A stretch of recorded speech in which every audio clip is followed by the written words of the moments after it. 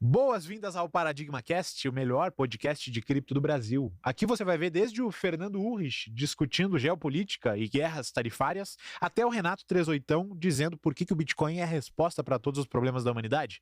Aqui a gente discute desde legislação até degeneração financeira, é claro, dentro das blockchains. Enquanto você assiste esse episódio, por favor, toca aqui embaixo no botão de se inscrever e ativa o sininho do nosso canal, além de deixar um like, é claro. Isso não custa nada para você e vale muito pra gente. Combinado? Bom episódio.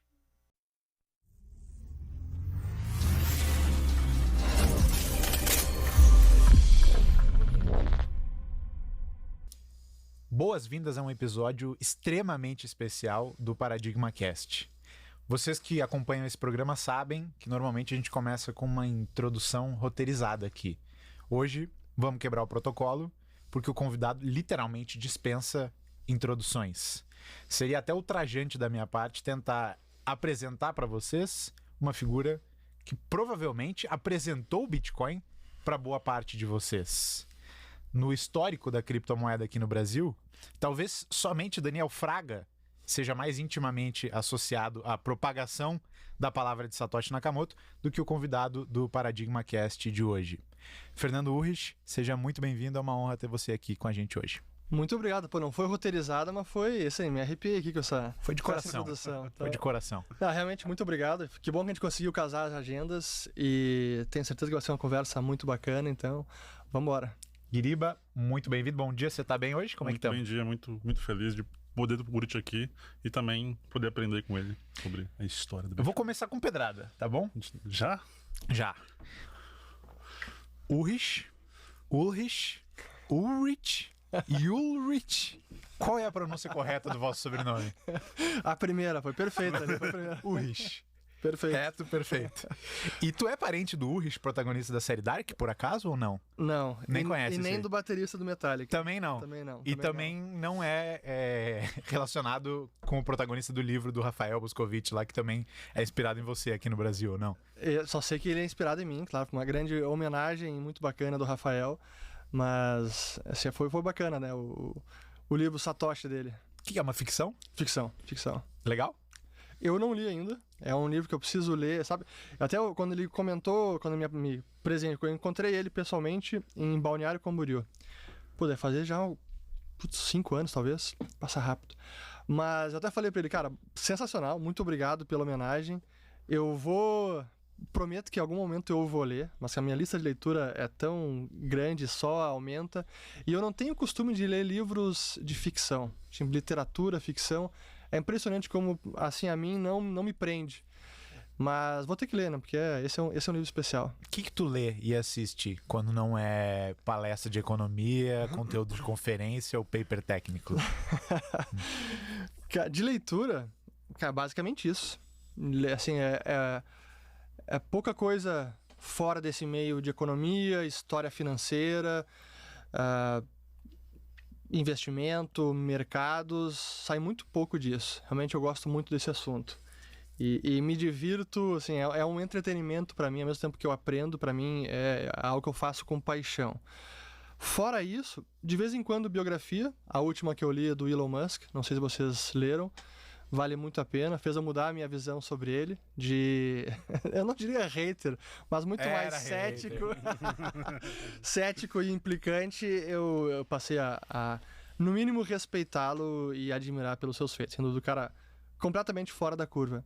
A última vez que eu tive contigo, eu até comentei que tu comprou o topo do Elon Musk. É verdade. Porque ele era... all time high, de lá pra cá só caiu, né, cara? Virou pária do mundo, impressionante, né? Que loucura. Comprei o topo do Elon Musk agora. Mas, e aí de filmes, de séries e tal, acaba que sobra pouco tempo pra ver séries também, cara. Eu gosto de ver... Eu acabo vendo coisas repetidas, cara. Impressionante. Por exemplo, tava voltando de voo agora dos Estados Unidos, assisti, acho que pela 10ª vez, A Grande Aposta, The Big Short. Pra mim é muito bom. Fantástico. Ótimo. Primeiro eu vi o filme, depois eu li o livro, depois vi o filme novamente, várias vezes. Muito bacana. Eu gosto muito de assistir a série Seinfeld, de comédia dos anos 90, das antigas. Até hoje, pra mim, é a melhor série de todos os tempos. Eu tenho alguns amigos do mercado que dizem que não, que The Office é melhor. Grande João Braga, uma briga que eu tenho com ele, João Luiz Braga. Para ele o The Office é melhor de todos os tempos, para mim é Seinfeld. E o The Office, para mim, o melhor é o original, o britânico, nem o americano. Mas enfim... Gosto boomer mesmo, né? É boomer. Boomer total. O teu livro famoso sobre Bitcoin e a moeda na era digital tem mais de 10 anos já. 12 anos acho que foi publicado aqui no Brasil. Foi 2014. 2014, 11 anos. Normalmente, eu já tendo convivido com um monte de gente que passou um tempão em cripto, eu vejo um arco evolutivo que é mais ou menos assim. O cara começa cético, se empolga, chega num momento em que ele acha que aquilo ali é uma panaceia que resolve todos os problemas do mundo, o pico do Dunning-Kruger, e com o tempo ele vai ficando um pouco mais cínico, meio que voltando para aquele ceticismo do começo. Onde você se colocaria nesse arco hoje, tendo falado de Bitcoin por tanto tempo? Eu não acho que eu me encontro nesse momento de mais cínico, mais cético. Eu acho que ao longo do tempo eu fui acomodando a minha pressa, a minha expectativa do que o Bitcoin poderia ganhar de adoção e cumprir assim como propósito, como missão de vida do Bitcoin.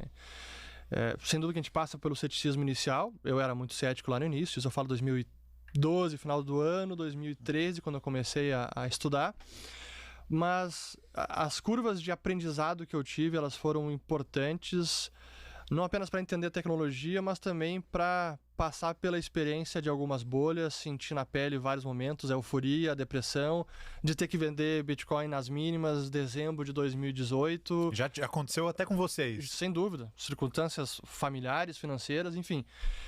Mas quanto mais eu passei a entender o Bitcoin, entender o que ele representa e as implicações de um dinheiro livre que potencialmente pode suplantar o dólar no futuro, ou pelo menos ser um real concorrente a ativos de reserva, eu percebi que essa curva de adoção não é como um telefone móvel, não é como um ChatGPT, não é uma tecnologia normal de usuário final que simplesmente tem aquela curva em S, ultra rápida, exponencial e depois estanca e pronto, cara. Não é assim que funciona com o Bitcoin. É uma tecnologia fundacional como a internet, como a eletricidade, como outras desse porte, e para mim essa adoção e o crescimento, ele vem ao longo do tempo. Então hoje eu acho que eu sou mais paciente com o que o Bitcoin pode cumprir de função e de crescimento, e não tem a pressa, e até talvez por isso eu não seja cínico ou até alguns desacreditados que eu vejo, o Bitcoin hoje não é moeda, não está sendo mais agora como investimento, menos como meio de troca, aquilo que ele se propôs a fazer é ser o dinheiro eletrônico, cara, isso não é, Estados-nação estão adotando o Bitcoin, não era para ser a moeda do indivíduo contra o Estado, o que aconteceu? Eu não tenho esse problema e essa visão, para mim faz parte da evolução da tecnologia. Tu acha que o Bitcoin tem uma vocação específica ou que talvez ele descubra novas e a principal vocação dele é não morrer e ser capaz de se adaptar? Eu diria que sim, é não morrer, se adaptar, e a gente vai descobrindo ao longo do caminho. Porém, eu entendo que a sua essência, as regras principais, aquilo que torna o Bitcoin, isso é o que precisa se manter o mais imutável possível. O que torna o Bitcoin para ti? Primeiro, os 21 milhões de unidades. Esses são a regra pétrea, não escrita, mas pétrea. A descentralização, então a segurança da rede, e por meio da descentralização, a capacidade de qualquer usuário com um computador rodar um full node. O que mais? O ajuste de dificuldade da mineração. Essas são as três principais, talvez, mas é uma boa pergunta. Nunca teria alguma... Qual que é o contrato social inviolável, né? Eu concordo 100% nas duas primeiras. 21 milhões, limite insuperável. Sim. Que implica a política monetária escrita em pedra, né? Halvings, etc. E a capacidade de tu verificar que esse limite não foi quebrado. Que eu adicionaria, talvez, é a incensurabilidade. Qualquer pessoa pode transacionar. Sim, sim. Que talvez seja o atributo que está mais em risco aí recentemente. Por que tu acha?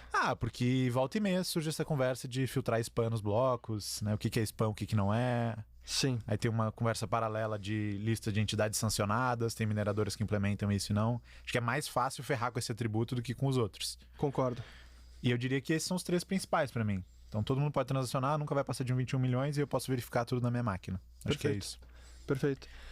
E essa parte de censurar transações, é aí que precisa o Bitcoin também aprimorar mais ainda a questão de privacidade, para que essa censura seja quase inviável. Uhum. A gente não está lá ainda. Sim, porque se tu não consegue ver quem tá transacionando para quem, não tem como enforçar essa censura precisa, específica, né? Exato. Tem muita gente que acredita que o dinheiro é um mercado onde o vencedor leva tudo, né? Tem efeitos de rede muito grandes e o Bitcoin vai ser a única criptomoeda bem-sucedida. E tem gente que, do outro extremo, é ultra shitcoiner, e tem gente que tá no meio do caminho e acha que, putz, tem proposição de valor para ter umas 3, 4, 5 moedas principais. Você falou de privacidade, eu lembrei disso. Uhum. Porque tem muita gente que fala, pô, tem que ter um Bitcoin, uma reserva de valor, uma moeda privada, que não vai ser o Bitcoin, porque privacidade tá em conflito com o negócio da verificabilidade. Exato. Uma moeda talvez mais rápida para pagamentos. A pergunta que eu queria te fazer é: no espectro do maximalista até o pluricoiner máximo, onde você tá hoje em relação ao que você já teve também? Eu tô no Trump Corner. Não, cara, eu continuo no Bitcoin maximalista porque, para mim, da maneira que eu entendo, faz parte do processo de evolução da rede, da tecnologia, em que essas funcionalidades, essas propriedades de mais privacidade, de escalabilidade, transações rápidas, etc., que isso vai ser cada vez mais concentrado no Bitcoin por meio de outras camadas, protocolos. A Lightning é sempre o primeiro exemplo, mas não é o único. Talvez alguns serão mais semi-centralizados, é o caso da Liquid, que não é descentralizado. Mas eu vejo que há uma tendência, uma força que faz com que essas soluções elas sejam desenvolvidas dentro do ativo principal, do próprio Bitcoin, e não que isso seja espalhado em várias moedas ou vários ativos, até pelo próprio problema de tamanho de mercado, de preço, de volatilidade, estabilidade de preço, que também, se a estabilidade de preço é um problema para o Bitcoin, é um obstáculo hoje, para as menores é um problema maior ainda. Então você estacionar uma liquidez por prazos mais longos num Monero da vida ou outra, é um risco grande. Se para o Bitcoin pode ser visto como risco, para as outras é um risco muito maior.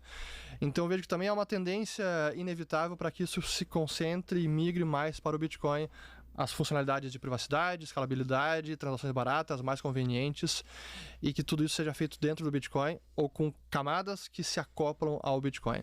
É dessa maneira que eu vejo. Mas a principal característica quando a gente fala de dinheiro, que há uma tendência inevitável a um único dinheiro se sobressair sobre os demais, é na funcionalidade ou na função da moeda unidade de conta. É aquela que significa que tudo é precificado em função dessa moeda. E hoje, a gente tem uma única moeda no planeta, de fato, que é o dólar. Tudo é precificado no dólar. Nem no ouro é mais, nem no Bitcoin, nem no real. Claro que a gente todos os países fazem as suas leis, os seus cercadinhos monetários para conseguir precificar na moeda de cada jurisdição. Mas no mundo inteiro existe uma única moeda, que é a moeda americana. Tudo é precificado no dólar. E essa é a tendência inevitável de algo servir como uma única moeda de conta do planeta. Conseguir suplantar o dólar nessa função, esse é o grande desafio. Nas outras funções, pagamento, meio de troca, sistema de pagamento, ou até um ativo de reserva, isso o Bitcoin já está servindo esse propósito, ouro mais ainda agora, está voltando a brilhar. E esses outros ativos menores também podem servir esses propósitos mais para um sistema de pagamento mais nichado, acho que menos como ativo de reserva essas criptos menores. Mas o Bitcoin, olhando por essas três óticas, unidade de conta, sistema de pagamentos e ativo de reserva e sistema de pagamento, já está desempenhando esse papel, e cada vez mais. Qual que é a evolução cronológica dentro desses atributos? Se for para o Bitcoin eventualmente suplantar o dólar como unidade de conta, quais são as referências históricas que a gente tem? Como que ele chega lá? Eu não sei nem se a gente tem uma referência histórica desse passo, porque a referência histórica que a gente tem são moedas privadas, ouro, prata, que foram subjugadas pelos estados, ou submetidas ao controle estatal, e que acabaram proibindo a concorrência monetária e qualquer emissão de moeda privada, até chegar ao momento atual em que as moedas são totalmente estatais. Mas o passo contrário, sair de uma moeda estatal para uma moeda totalmente privada e ela se tornar unidade de conta, Não tivemos, talvez. não acho que nós temos esse paralelo. Então nem sei dizer quais seriam os passos. Eu sei que vai ser uma batalha inglória, assim, vai ser difícil, mas não é da noite pro dia. Isso realmente é um obstáculo quase intransponível. Destronar o dólar como essa moeda de conta do planeta todo, cara, é muito difícil. Muito, muito difícil. Então é preciso muito tempo, não vai ser em 5, 10, talvez nem em 50 anos. Claro que muitas vezes os Estados Unidos acabam tomando atitudes que podem abreviar esse processo, né? As sanções financeiras, agora na guerra tarifária, daqui a pouco a gente entra nesse assunto, mas uma moeda privada como essa, tão diferente de tudo que já existiu, não vai ser da noite para o dia, se é que isso vai acontecer. Também não há nenhuma garantia que o Bitcoin vai suplantar o dólar como unidade de conta. Como ativo de reserva, já está ganhando mercado, como sistema de liquidação internacional também está ganhando mercado. Unidade de conta, aí a batalha é bem mais difícil. Teve algum ponto de inflexão importante nos últimos anos que tu destacaria nessa eventual derrocada do dólar? Putz, aqui quando congelaram o dinheiro que a Rússia tinha no exterior foi um momento importante. Ou sem dúvida. Agora nas tarifas, ou o que aconteceu de relevante que a gente vai olhar e vai falar, puta, esse momento aqui foi histórico. Recentemente, eu diria que foi esse congelamento de reservas da Rússia, não apenas pelos Estados Unidos, mas por Europa também, Japão, logo depois da invasão da Ucrânia. Porque até aquele momento o mundo operava sob a lógica de que, cara, o ativo livre de risco são os títulos do Tesouro Americano. Todo mundo acumula dólares, todos os países, e deixam essa liquidez investida em treasuries. Está subentendido que a propriedade daquele ativo é do detentor, do credor. Brasil, Rússia, China, Europa, enfim. No momento em que os Estados Unidos sancionam a Rússia e congelam as reservas, eles colocam isso em xeque. Agora, não é bem um ativo livre de risco, nem em termos de preço, mas, sobretudo, em termos de posse, de controle. Cara, está custodiado com os Estados Unidos, eles que emitem, eles que custodiam. Eles podem fazer o que quiser e podem decidir quem pode ou não usar, quem pode ou não transferir esse título. Sem dúvida que aí foi uma rachadura importante no padrão dólar, sem dúvida alguma. E olhando, talvez daqui a alguns anos, a gente vai ver que esse foi um ponto de inflexão. Mas veremos outros momentos, acho que o atual é muito importante pelo que se está tentando fazer. Não sei se a gente já quer entrar nesse assunto. O que se está tentando fazer? E a quem interessa o que se está tentando fazer? Quanto mais eu leio e assisto entrevistas, discursos, não apenas do Trump, mas até mais do Scott Bessent, que é o secretário do Tesouro americano. Até vocês conhecem a história do Scott Bessent? Por cima, pode contar. Para quem não conhece, então, o Scott Bessent, ele era um analista, digamos assim, do Stan Druckenmiller, que na época trabalhava no fundo Quantum Fund do George Soros, isso início da década de 90. E foi Scott Bessent que descobriu o trade da libra esterlina. Qual que era o trade da libra esterlina? A libra esterlina estava sobrevalorizada, havia forças ali em motion, né, acontecendo em curso, que forçaria o Banco da Inglaterra a desvalorizar a libra esterlina. Então ele entendeu o que estava em jogo, entendeu assim o cenário macroeconômico, o nível de câmbio da libra em relação ao marco alemão e outras moedas, nível de taxa de juros, de inflação doméstica, enfim, conseguiu identificar uma fragilidade na libra, o Scott Bessent, e elevou o trade para o Druckenmiller, explicou tudo, cara, isso está acontecendo, é questão de tempo a desvalorização da libra e a gente tem que apostar nisso e vamos colocar nossas fichas nesse trade. O Stan Druckenmiller ouviu tudo, se convenceu do trade, achou fantástico e levou para o George Soros. Isso o Druckenmiller ele conta sempre. Mostrou para o George Soros, tem essa questão, a libra está tentando se segurar, a taxa de juros nesse patamar é insustentável, o câmbio vai ter que desvalorizar. Minha recomendação é a gente colocar todo o dinheiro do fundo nesse trade e apostar contra a libra esterlina. E aí o Druckenmiller conta que o George Soros ficou olhando para ele, pensando, e não respondia. E o Druckenmiller começou a pensar, pô, será que eu falei besteira? Será que ele achou o trade uma porcaria e não se convenceu, cara? O que eu fiz de errado? E aí o George Soros respondeu para ele, se você tá tão convencido desse trade, e eu concordo com ele, por que apostar só 100% do fundo? Vamos alavancar e apostar mais ainda. E foi aí que eles fizeram isso, se alavancaram, pô, apenas nesse trade conseguiram um lucro de mais de $1 bilhão. E o Scott estava, então, presente nesse momento. Então, um cara de mercado financeiro conhece a macroeconomia, os fluxos de capitais, entende do sistema. E ele agora está com o governo Trump na busca por redesenhar o sistema monetário e corrigir o que ele enxerga que são vários desequilíbrios desse sistema monetário. E ele enxerga corretamente alguns desses desequilíbrios. Um deles é por conta do próprio padrão dólar, um incentivo para um país que emite a moeda de reserva é emitir mais moeda de reserva. Há uma demanda maior por essa moeda do que teria por outras, porque os países comercializam na moeda desse país, mesmo quando não estão comercializando com o país que emite a moeda. Então isso permite uma demanda maior, mantém um dólar sobrevalorizado em relação a outras moedas, e é isso que aprofunda os déficits comerciais americanos. Essa é uma das principais causas, o padrão dólar, o fato de o dólar ser a moeda de reserva do planeta.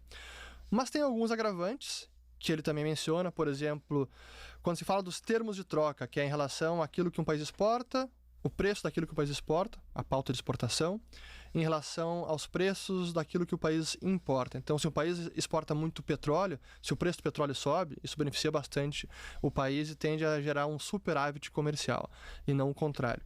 Mas os países podem interferir com os termos de troca, impondo tarifas, impondo barreiras não alfandegárias, restrições sanitárias, enfim. Termos de troca é tudo que não é o preço que influencia na importação e exportação de um país para outro. Mais do que isso, termos de troca é a relação dos preços de exportação em relação aos preços de importação. Tá. As barreiras alfandegárias, tarifárias ou não, é aquilo que um país impõe para encarecer o produto importado. Uhum. E vários países fazem bastante disso, o Brasil faz pra caramba. E olhando no mapa mundial, os Estados Unidos é um dos países que menos faz isso. Então até essa queixa do Trump de que sim, o free trade é importante, mas o fair trade também, porque ele olha os demais países, não estão praticando fair trade, que eles impõem tarifas. Então, buscar a eliminação dessas tarifas, eu estou de acordo. E o Scott Bessent concorda com isso também. A terceira fonte do aprofundamento desses déficits comerciais e desse desequilíbrio do sistema são os próprios déficits públicos dos Estados Unidos. O governo gasta muito, o buraco fiscal é enorme. Nos últimos anos, a dívida chegou a mais de 36 trilhões de dólares. Uma parte disso, uma boa parte, é financiada pelos estrangeiros. Então, quando a gente analisa... Qual o tamanho da parte que é financiada pelos estrangeiros? Metade, mais ou menos? Não chega a metade. Um quarto, não chega a metade. Hoje está mais na casa de 1/3. Uhum. Mas quando a gente analisa o histórico, o acumulado desses déficits comerciais, o quanto que os Estados Unidos têm importado mais do que exportado, e eu estou simplificando um pouco aqui os dados para facilitar o entendimento. Mas o acumulado final é o que a gente chama de posição de investimento internacional líquida. Tudo que os americanos, famílias, empresas, governo, têm de ativos no exterior, menos o que os estrangeiros têm de ativos nos Estados Unidos, que seriam dívidas dos americanos a favor do estrangeiro. Essa conta, o resultado final, é negativa para os Estados Unidos em mais de 24 trilhões da história. É o maior número absoluto de toda a história e, em termos de economia americana, mais de 80% do PIB. Então, é insustentável, isso não para de crescer, isso precisa ser corrigido. E é isso que os americanos agora querem corrigir, é isso que o Bessent quer corrigir. Só que no meio dessa batalha toda, tem a questão China. E esse também é outro grande objetivo, porque a China também agravou esses desequilíbrios, não apenas com tarifas, mas também desvalorizando o câmbio lá na década de 90 e mantendo o câmbio subvalorizado, né, muito depreciado ao longo de vários anos. Como que ela faz isso para os leigos? Controlando a entrada e saída de capitais. Então, a gente pode dizer que na relação de um país com o exterior, nós temos duas grandes contas: mercadorias e serviços, o que entra e sai de mercadorias e de serviços, e o que entra e sai de capitais para investimentos em empresas, em valores imobiliários, então bolsa de valores, dívida pública, dívida corporativa. Então essas duas grandes contas, que a gente pode chamar então de a conta corrente e a conta capital. A conta corrente da China é relativamente livre. Ela está exportando pra caramba e quer importar pra caramba do mundo também, mas mais exportar. Mas a conta capital é muito restrita e muito controlada desde sempre e continua. Um estrangeiro pode investir na China? Pode, tem restrição, mas especialmente para tirar o dinheiro. Um estrangeiro não consegue tirar o dinheiro a hora que quiser, no montante que quiser, e sem dar nenhuma satisfação para o Partido Comunista, para o Banco Central do país. E os locais, os chineses, têm restrições ainda maiores. É quase impossível tirar o dinheiro da China. Dessa maneira, ela consegue controlar o câmbio por tanto tempo. Mas alguma hora essa conta também chega. E eu diria que está perto de chegar. Não tem como a China controlar por tanto tempo, depois de tantos anos de tantos desequilíbrios gerados. Por que não? Porque a pressão é enorme para... Ou ela acaba perdendo, por exemplo, se ela mantém um câmbio num patamar X e acabou havendo muita inflação dentro de um país, então a taxa de câmbio real seria num patamar mais desvalorizado.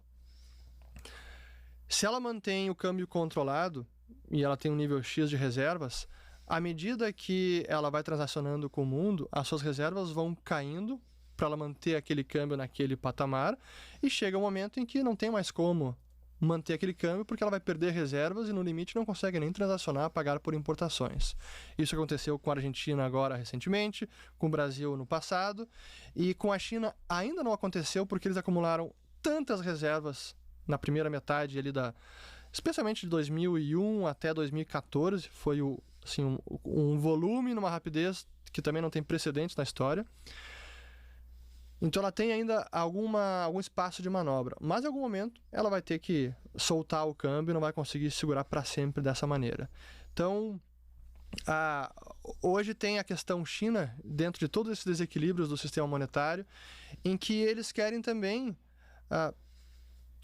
cada vez, isso eu vejo isso como algo perigoso, porque a guerra tarifária, a guerra comercial, dependendo de como ela for conduzida, ela pode cada vez mais gerar uma tensão geopolítica ou até um conflito em algum momento. Porque o que os americanos estão tentando fazer, e eu vejo isso corretamente, a forma são outros 500, mas o objetivo eu concordo, é forçar a China a mudar o seu modelo econômico. Essa ideia de controlar o câmbio sem parar, impor tarifas, fora as outras práticas desleais que sempre o Trump está acusando a China, muitas das quais eu concordo. Tipo roubo de propriedade intelectual, etc. Forçar a transferência de tecnologia, etc, tudo isso. Então, o que eles estão querendo fazer é forçar a China a mudar o seu modelo econômico, a se reabrir para o mundo, especialmente na conta capital. Para de manipular o câmbio e se adequa às mesmas regras do comércio que o restante do mundo. Cara, não é tão simples fazer isso. Por que isso é bom para os Estados Unidos? Eu não diria que é bom ou ruim, mas é para ajudar nessa correção dos desequilíbrios, isso precisa ser feito. Esse modelo econômico da China dessa maneira, por mais tempo, acaba aprofundando esses desequilíbrios e os americanos já devem 24 trilhões para o restante do mundo. Quanto mais eles devem, por mais que emitam uma moeda de reserva, quanto mais o país está devendo, mais vulnerável ele fica para o restante do mundo. Sim.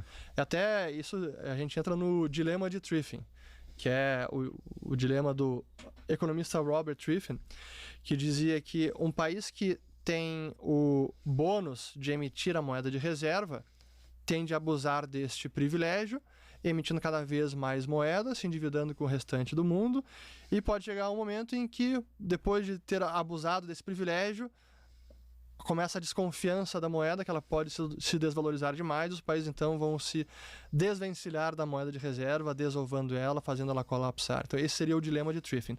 O dólar não chegou ainda nesse ponto de perder demanda ou colapsar, mas quanto mais estica a corda, mais perigoso fica. Mas essa é a grande dúvida que eu tenho. Qual que é esse momento, né?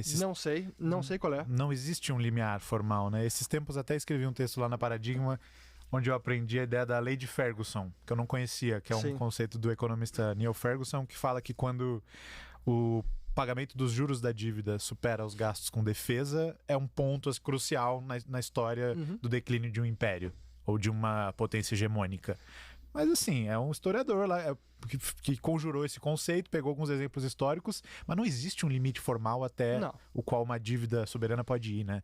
E why now? Por que o Trump e o Bessent estão fazendo isso agora? É a dúvida que me encuca. Dado que tem tanto risco político, né? Tipo, Mercado vai pro beleléu.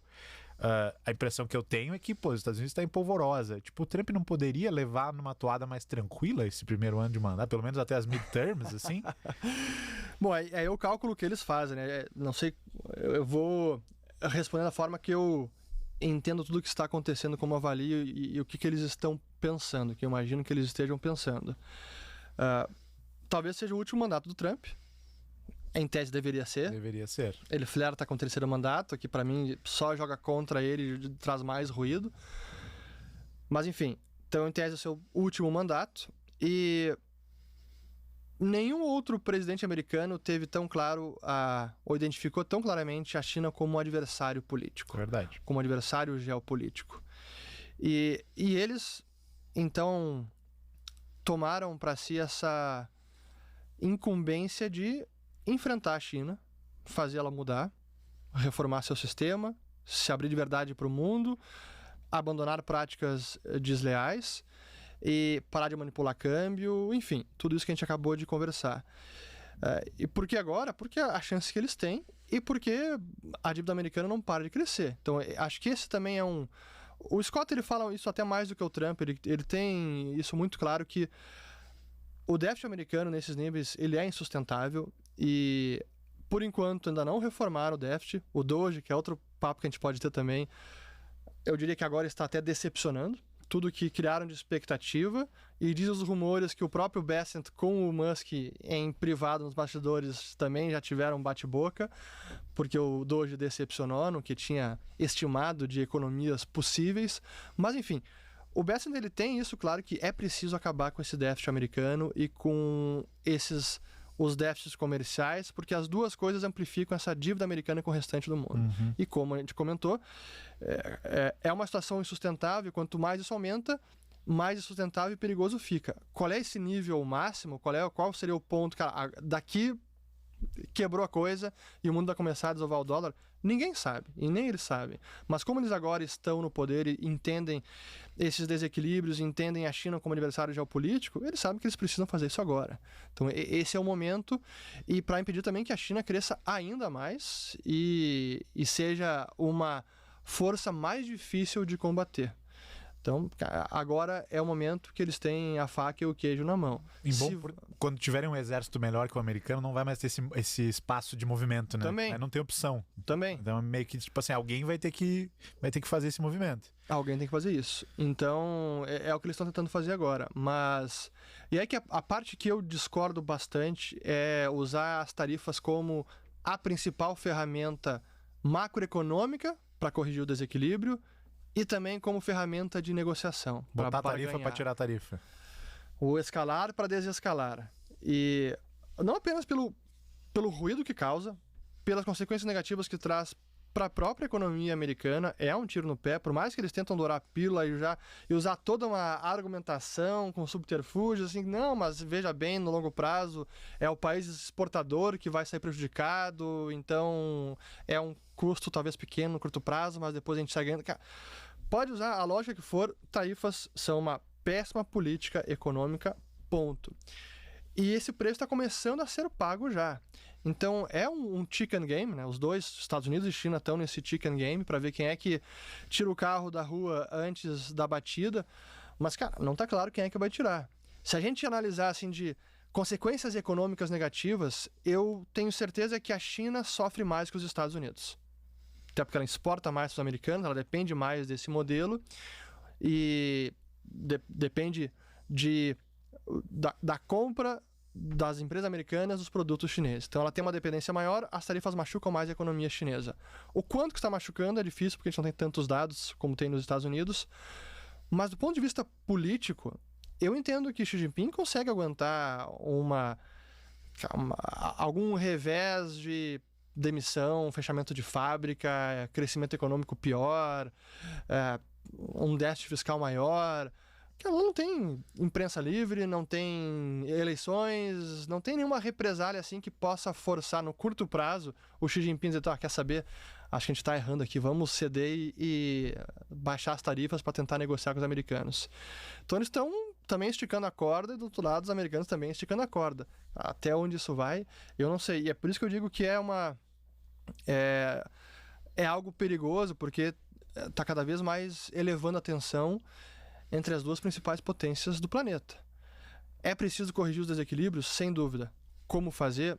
Não sei, não sou o estrategista geopolítico, não estou na cadeira, mas eu considero essa, especialmente das tarifas, uma estratégia arriscada, tanto pelas consequências negativas que pode trazer para os Estados Unidos, quanto para a relação e a tensão geopolítica. E tu acha que é art of the deal, é blefe do Trump por estratégia de negociação, ou tu acredita naquela tese do Miran, Stephen Miran. do Miran e enfim, a ideia de que é preciso haver um reequilíbrio do comércio internacional, além das tarifas como mero artifício de negociação? Em outras palavras, tu acha que muitas dessas tarifas vão ficar in place, vão de fato estar existindo daqui a alguns anos? Os 10% de tarifas estão valendo. Sim. Para os países. A pausa de 90 dias foi para aquele excedente, para aquele número sem pé nem cabeça, do tipo, cara, vamos colocar uma coisa lá nas alturas, beleza. Inventa um cálculo qualquer aqui, coloca aquela tabela risível, mostra para a imprensa, faz aquele discurso populista e diz, cara, olha só, nos tarifas foi em 90% Vietnã, vamos colocar 50% neles. Enfim, essa tarifa maluca, essa tá pausada. E agora os países estão negociando. Mas algum nível de tarifas, 10%, eu vejo que tem grandes possibilidades de ficar, sim, grande probabilidade de ficar, porque o Miran acredita que são uma ferramenta positiva para realinhar o comércio, o Bessent também acredita nisso, e o próprio Trump. O Trump fala disso desde os anos 80. Sim. Na época, o problema era o Japão. O Japão vai dominar os Estados Unidos, vai comprar tudo, e realmente comprou muita coisa nos Estados Unidos. Mas o Japão era um aliado. A China não é um aliado. Então, eu vejo que eles consideram e acreditam piamente que as tarifas têm um papel a desempenhar nesse realinhamento. Não vai ser 50% a 100%, mas algum nível de tarifas eu vejo que vão permanecer por mais tempo, sim. Tu usou a expressão chicken game, que em português se traduz como, sei lá, jogo de blefe, né? Tu falou dos carros, uma pessoa dirigindo contra a outra, reto, pra ver quem que vai ser o chicken primeiro, né? Exato. Vai arregar e Quem desviar. vai arregar. Quais são os indicadores na economia que a gente pode olhar para entender quem tá regando entre o Trump e o Xi Jinping? Tem se falado muito na taxa de juros do 10 anos. Por quê? Tem outros indicadores chaves da gente olhar? O que dá o que assusta mais rapidamente um governo, sem dúvida, que é a taxa de juros. Esse é o principal indicador e foi o que assustou, sem dúvida, o governo, que fez ele pausar em 90 dias as tarifas excedentes, disparou o Tesouro Americano.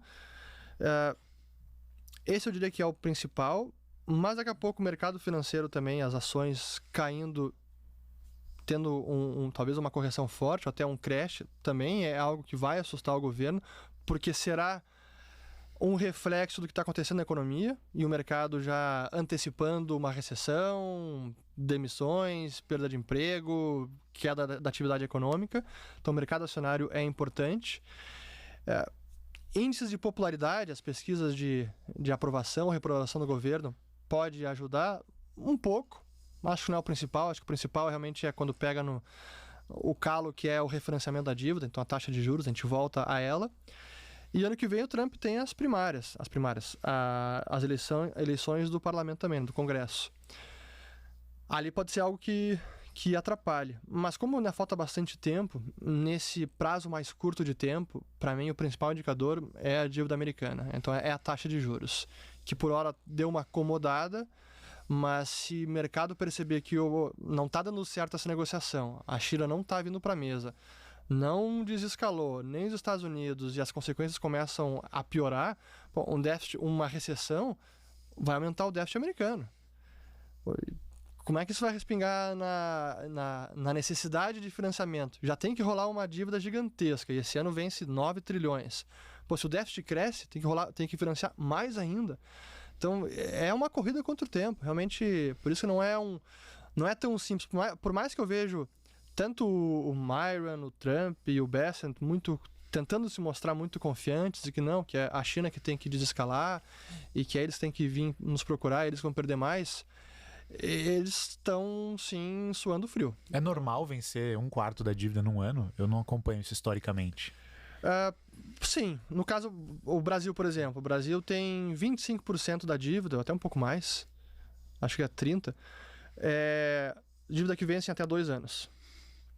O Brasil tem uma dívida muito curta. No caso americano, desde a pandemia, que era então a secretária do Tesouro, a Janet Yellen, ela usou muito de T-bills, que são os treasuries de curto prazo, que vencem até 1 ano.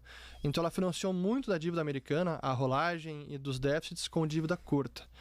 Então, quanto maior a emissão de dívida curta, maior a pressão para rolar num único ano. Então, 9 trilhões e 36 é um quarto. É um quarto.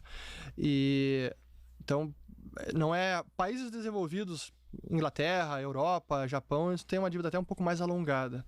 No caso dos Estados Unidos, até como consequência do padrão dólar, porque o Treasury é um ativo de reserva para o mundo, é um incentivo a mais a prover Treasuries para o restante do planeta. Mas então não é algo assim absurdo estar vencendo agora 9 trilhões em 2025. E aí, tentando trazer para o linguajar mais leigo para o pessoal se familiarizar, você falou que os juros dos títulos mais longos subiram conforme os temores de que essa situação não fosse se resolver tão rápido. Por que os juros sobem dos títulos mais longos? Especialmente o Tesouro de 10 anos é tido como a grande referência, a baliza de juros para o mundo inteiro.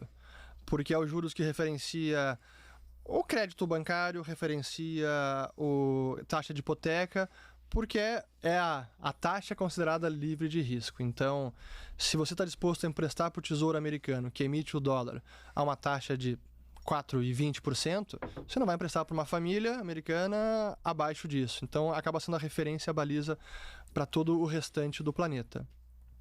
Mas à medida que o déficit aumenta, ou a expectativa de que o déficit pode aumentar por uma recessão ou por um gasto maior, o mercado, os investidores começam a questionar aquela capacidade de repagar a dívida. Então, começam a exigir um prêmio maior. E aí, com isso, o juro sobe.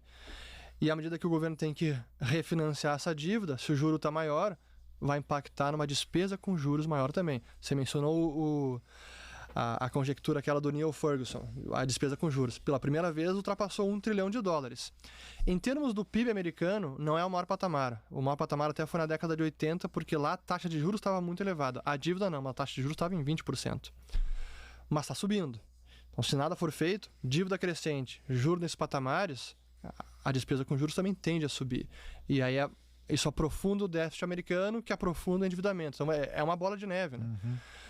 Por isso que eles precisam ficar bem atentos aos bonds vigilantes, que o pessoal chama, né? Os vigilantes do mercado de dívida. Porque se o juro subir, cara, é sinal de alerta. Tu falou que mais da metade da dívida é interna, né? Por que esse número não é 100%? Por que precisa dos outros países financiarem os Estados Unidos, se já é mais da metade da dívida interna? O que significa a dívida ser interna? Bom, significa que são os próprios americanos que estão financiando o déficit público. No caso dos estrangeiros, é tanto uma consequência do padrão dólar também. Então, bancos centrais acumulam reservas e precisam deixar essas reservas estacionadas em algum ativo, não vai deixar o dinheiro no caixa rendendo nada.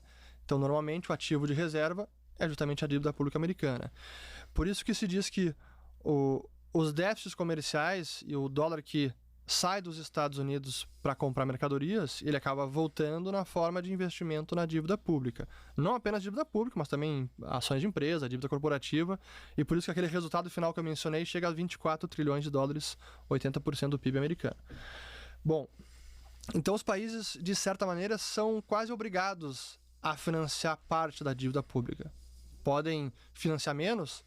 Podem. A China está querendo fazer isso. Mas ele tem que achar alguma coisa na qual botar o dinheiro, né? Ouro tem sido a escolha principal. Nos últimos anos, disparado, que ganhou mercado nas reservas dos países, foi o metal precioso. Para a China, para a Rússia, que já vinha se preparando desde quando eles anexaram a Crimeia em 2014. Irã também. Índia, historicamente, sempre comprou muito ouro. É até uma questão cultural do país. Até o Brasil passou a comprar mais ouro. A minute for the technology. Um indiano cheio de ouro. Não por coincidência. Mas então, esse é o ativo que os países podem hoje diversificar, é o ouro. Mas, claro, com todas as inconveniências do ouro para pagamentos, para liquidar as transações internacionais. Mas é uma alternativa. Só que da noite para o dia, os países também não podem, digamos que a confiança no dólar está sendo minada. Seja por fundamento ou por briga geopolítica, não importa. Nem a China, nem Brasil, nem Japão, nem outro país pode simplesmente decidir desovar os treasuries. Quer saber? A gente não confia mais no dólar, não é um parceiro confiável, a gente quer desovar os treasuries. Ainda assim, eles têm muito treasuries. Por que eles não podem fazer isso? Se eles desovarem os treasuries, as reservas que eles têm vão se desvalorizar bastante também. Porque ao desovar o treasury, é uma pressão vendedora, então o preço do título cai, o juro sobe, e o que eles ainda têm de treasury no seu balanço vai perder valor. Então é uma estratégia que não pode ser executada sumariamente. Pô, quero me desvencilhar do dólar? Ok, mas não posso fazer isso em um mês. Vou fazer ao longo de anos, que é o que eles estão fazendo. Por isso o ouro vem tomando mais mercado. Tipo uma shitcoin que não tem liquidez pra você vender tudo de uma Foi vez. exatamente isso que eu pensei quando ele tava falando. Até tem liquidez. Sim, tem liquidez, mas nesses montantes, pô, a China ainda tem 700 bilhões, o Japão tem mais, o Brasil tem 350. Então, são montantes relevantes. Aí na margem isso afetaria preço. Então, seria prudente, mesmo tendo desconfiança do dólar, executa essa estratégia com mais parcimônia ao longo do tempo e não em 6 meses. Mas quando uma pessoa ou um país começar a fazer isso, seria negativo? Tipo, se um país X começasse a vender as reservas deles, isso causaria uma comoção que desvalorizaria o Treasury, por exemplo? No limite, é o que tem acontecido. Assim, essas últimas semanas, algumas dessas disparadas de Treasuries se especula que foram vendas de bancos centrais também, investidores, mas também de bancos centrais. A gente não consegue ver isso real time? Alguns dados sim, outros. A própria China ela conseguiu até criar estruturas para assim, ofuscar muito dessa gestão de reservas. Eu fui ver a mensal quando fui pesquisar o da China, tem um update mensal só a posição de treasuries. Exato. O próprio Tesouro Americano também divulga mensalmente, mas tem outras. No caso chinês, o que é oficial está em 700 bilhões, eu acho. Mas tem algumas outras empresas que não são consideradas como do governo. Então, eles criam estruturas para conseguir mascarar o que realmente estão fazendo na política internacional. A própria Rússia também fez bastante isso a partir de 2014. Então, não tem tanta visibilidade em real time do que está acontecendo. Mas daqui a algumas semanas, quando saírem novos dados, a gente vai poder verificar, realmente os caras estão desovando. E aí pode ser um alerta. Uhum. E dando certo essa estratégia do desvalorização do dólar, Trump do Bessent de companhia, qual que é não o endgame, mas assim, suponhamos que dê certo essa estratégia toda, daqui a 10, 20 anos, ainda o dólar continua sendo uma reserva de valor ou ele deixa de ser reserva de valor? Esse para mim é o grande ponto, e por isso que eu vejo essa como uma estratégia que tem risco no curto prazo e a longo prazo não é uma estratégia sustentável, duradoura. Ok, por exemplo, vamos replicar o que foi feito lá em 1985, o famoso Acordo Plaza, que foi o último grande acordo monetário de verdade, que aconteceu em Nova York, no Hotel Plaza, com Estados Unidos, Inglaterra, Alemanha, Japão e França.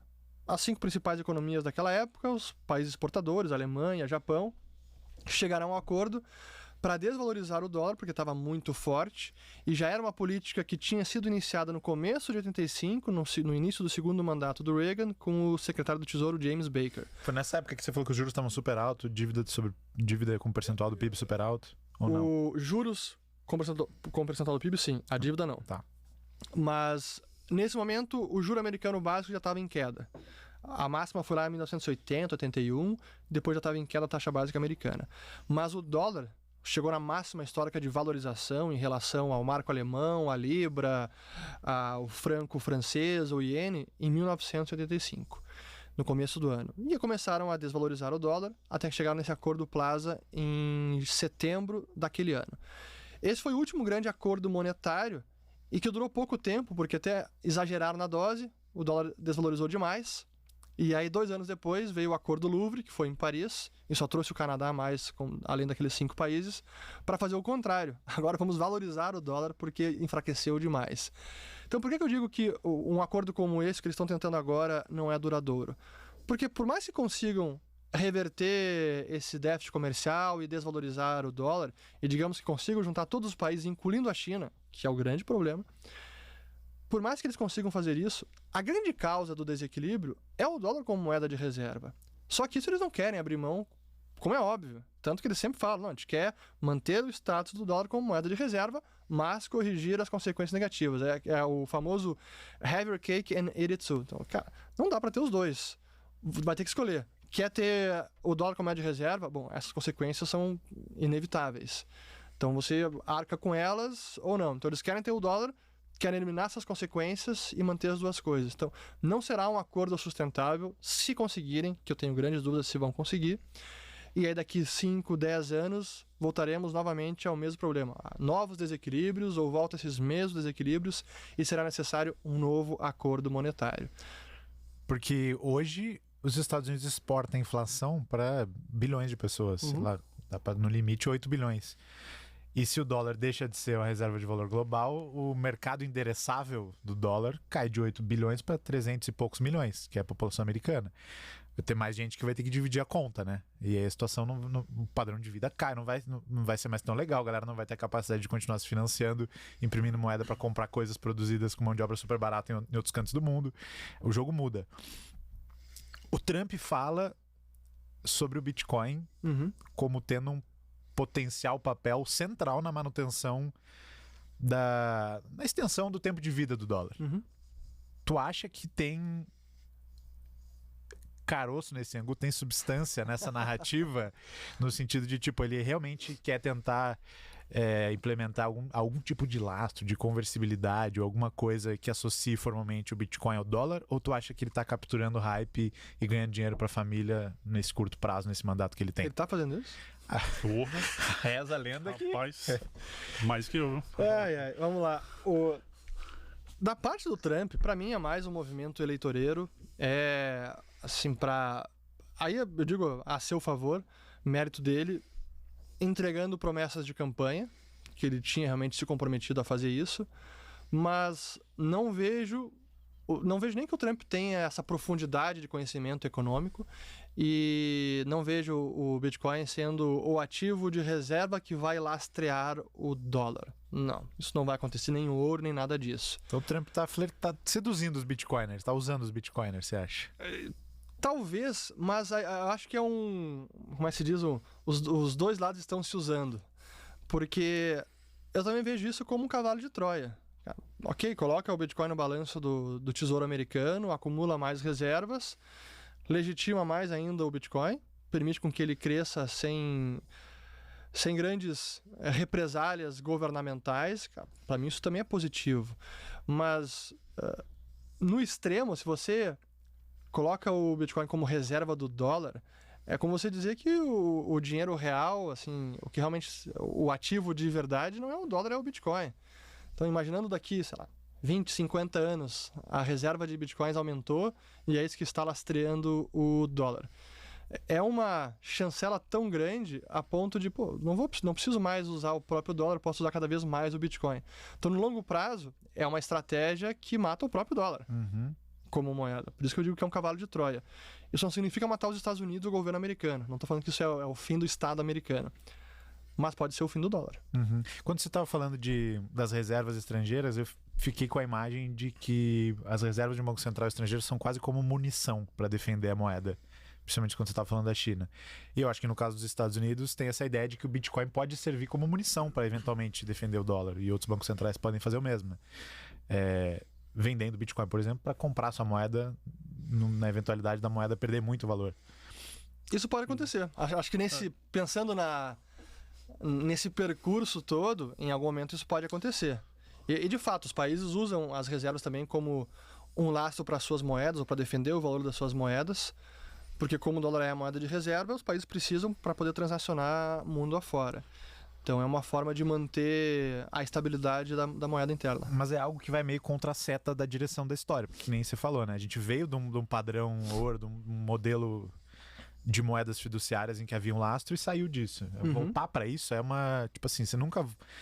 Assim como o governo nunca gasta menos, você nunca volta para uma situação de mais constraint, né? Mais Eu concordo. amarras. Eu concordo. Por isso que para mim, se a gente pudesse assumir como premissa qual é o futuro das moedas nacionais, o que acontecerá nos próximos 10, 20, 50 anos, 100 anos, é a valorização constante das moedas, a desvalorização constante, permanente das moedas nacionais.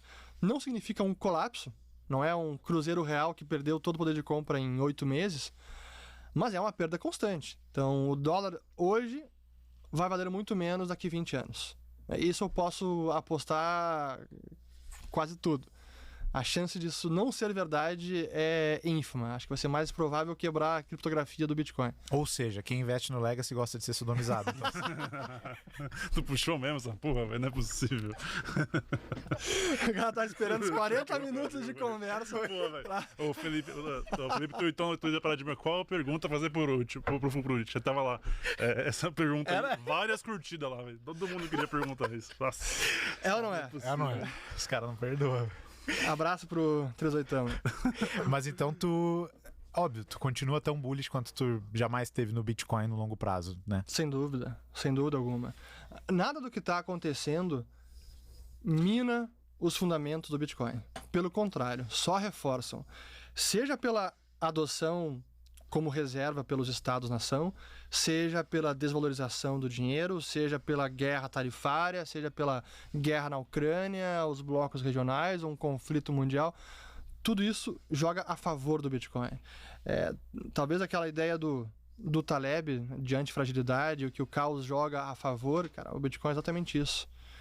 Ele cresce, ele se aprimora, ele se fortalece em meio a esse caos. Então, sem dúvida que continua intacta a minha convicção para o Bitcoin. Eu vou querer saber das críticas, dos pontos fracos, dos problemas, as chances de dar errado. Mas antes tu falou de antifragilidade, eu lembrei de uma curiosidade que eu tenho. Esse conceito de antifragilidade é importante para o cara entender o Bitcoin, assim como conceitos como o efeito de Lindy, por exemplo, que está muito associado a esse. Tem algum conceito, algum segredo sobre como o mundo funciona que tu aprendeu na tua vida, ou na escola austríaca, ou com Bitcoin, que tu acha que a maioria das pessoas não conhece e deveria conhecer? Pode ser uma coisa simples ou complexa, que tem a ver com dinheiro, que tem a ver com tempo, com vida, com conceito, um modelo mental. Talvez como a grande teoria econômica que rege os bancos centrais e que domina a cabeça dos economistas, dos banqueiros centrais, é que deflação precisa ser evitada a qualquer custo. E diante desse cenário, ou com esse conceito em mente, e sendo esse o princípio máximo, qualquer cenário que possa provocar deflação precisa ser combatido. Não se pode permitir que um processo deflacionário entre em curso e transcorra sem nenhuma intervenção dos bancos centrais. E hoje, para a felicidade deles, eles têm poderes completos para injetar liquidez e interferir como quiserem. Não tem mais limite técnico nenhum. Antes tinha o padrão ouro, que na visão deles foi um grande problema para a Grande Depressão, que é o que impedia essa injeção de liquidez. Acaba com esse padrão ouro aqui, vamos injetar dinheiro. Então hoje, até quando eu vejo algumas previsões mais cataclísmicas, a grande crash deflacionária, etc., eu concordo que o nível de endividamento que nós temos hoje é uma força deflacionária, porque as dívidas não tem como repagar esse nível de dívida. E é no mundo inteiro. Japão pior, depois China, França, e aqui eu estou falando não só dívida pública, mas dívida privada também. Famílias e empresas. Então isso por si só é uma força deflacionária, porque se as dívidas não podem ser repagas, e se uma dívida se dá um calote numa dívida, então você tem um default, isso significa uma destruição do dinheiro. Assim como o dinheiro ele se cria ao expandir o crédito, quando um banco concede um empréstimo, está criando dinheiro que é a moeda bancária, o depósito à vista, o depósito a prazo. O inverso disso Um empréstimo que deu errado ou empréstimo que foi repagado significa a destruição do dinheiro. Então, expansão do crédito é expansão monetária, dinheiro crescendo. Contração do crédito ou destruição do crédito é contração monetária. Então, é deflação. Então, essa força está aí latente. Mas se os bancos centrais têm como ideia dominante que isso não pode ser permitido, o que eles vão fazer? Vão injetar dinheiro. Então, por mais que haja forças deflacionárias no mundo hoje, se houver um crash maior, ações colapsando, o título do Tesouro Americano vai disparar para 6, 7, 8%, eu não consigo imaginar nenhum banqueiro central simplesmente sentar na cadeira e assistir isso se desenrolar. Não consigo. E para mim a grande... Eu desde que eu entendi esse conceito, eu tenho conseguido prever com uma boa dose de acerto as ações dos bancos centrais. Como é que vai impactar preço de ativo em específico, etc., são outros 500. Mas pelo menos como é que eles pensam e, portanto, como é que eles vão agir. Isso eu tenho conseguido prever com um bom nível de acerto. E foi o que eu imaginei que poderia acontecer na crise financeira da pandemia. Ali até me surpreenderam. Ali eu imaginava que fossem fazer alguma coisa, mas cacete. 2, 3, 4 trilhões de dólares, dobrar a base monetária, o balanço do Federal Reserve em menos de um ano, surreal. Absolutamente surreal. E por que eles fizeram isso? Pelo medo da deflação. Ali era aquela incerteza quase absoluta, a pandemia, todo mundo se lembra daquele cenário, ninguém sabia o que aconteceria na semana seguinte, preços ativos desabando, atividade econômica, já alguns índices de inflação registrando deflação. Cara, isso não pode acontecer. O que se faz? O que o Banco Central pode fazer? Imprime dinheiro, cara. E do outro lado, o governo também dando cheques para as pessoas. Não tem nada mais inflacionário do que isso, cara. Imprime dinheiro, ó, e gasta. Não sei, gasta. Gasta, faz o que quiser, mas gasta esse dinheiro. Porque a gente não pode permitir deflação.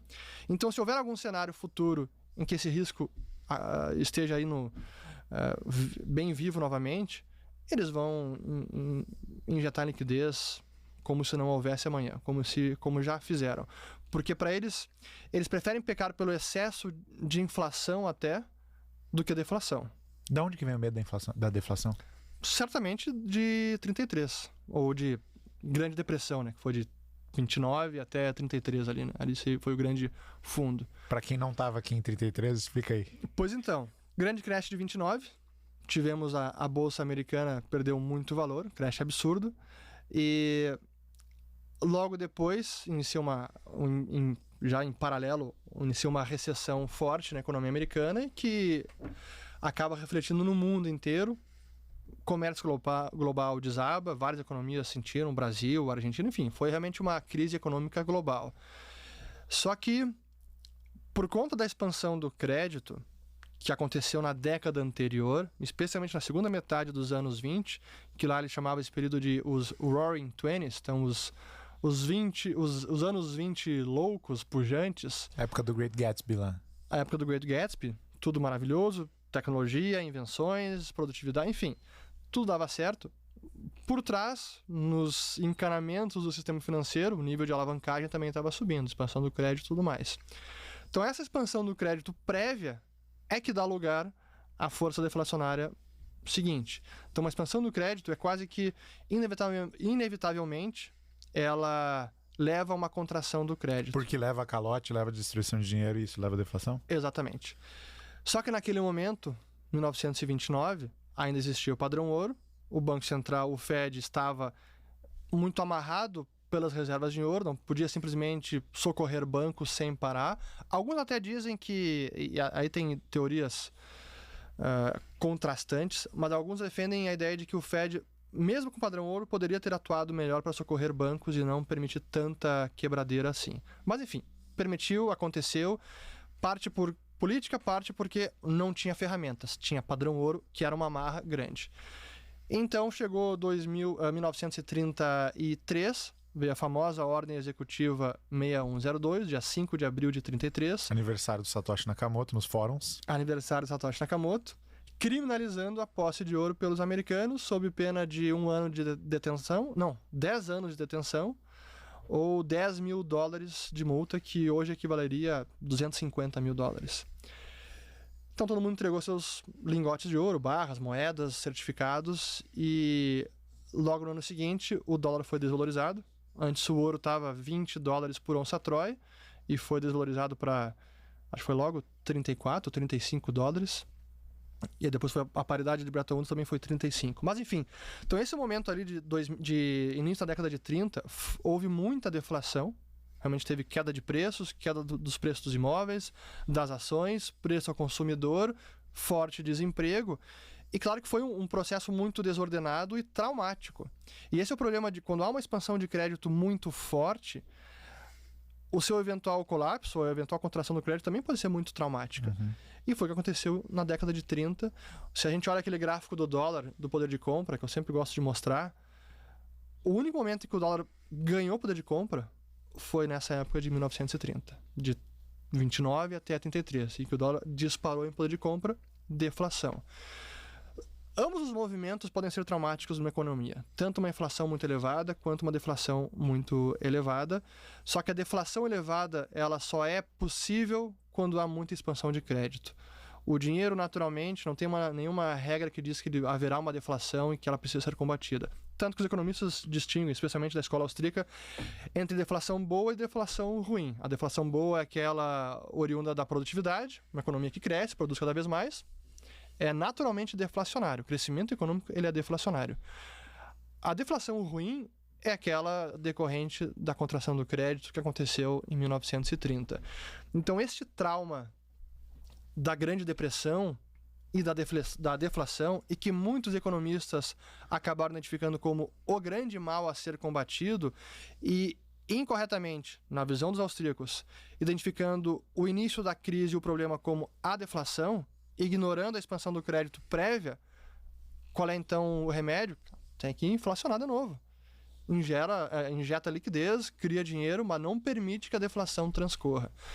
E para mim esse é um insight que eu levo para sempre, tentando prever como os bancos centrais vão se comportar. Então, no eventual crash, no eventual problema de dívida americana, eu não consigo imaginar o Federal Reserve, qualquer outro banco central, simplesmente sentar e assistir a coisa degringolar. Não consigo. Então, o resumo desse segredo obscuro e valioso seria money printer go brrr. Ou NGU. Number go up. Perfeito.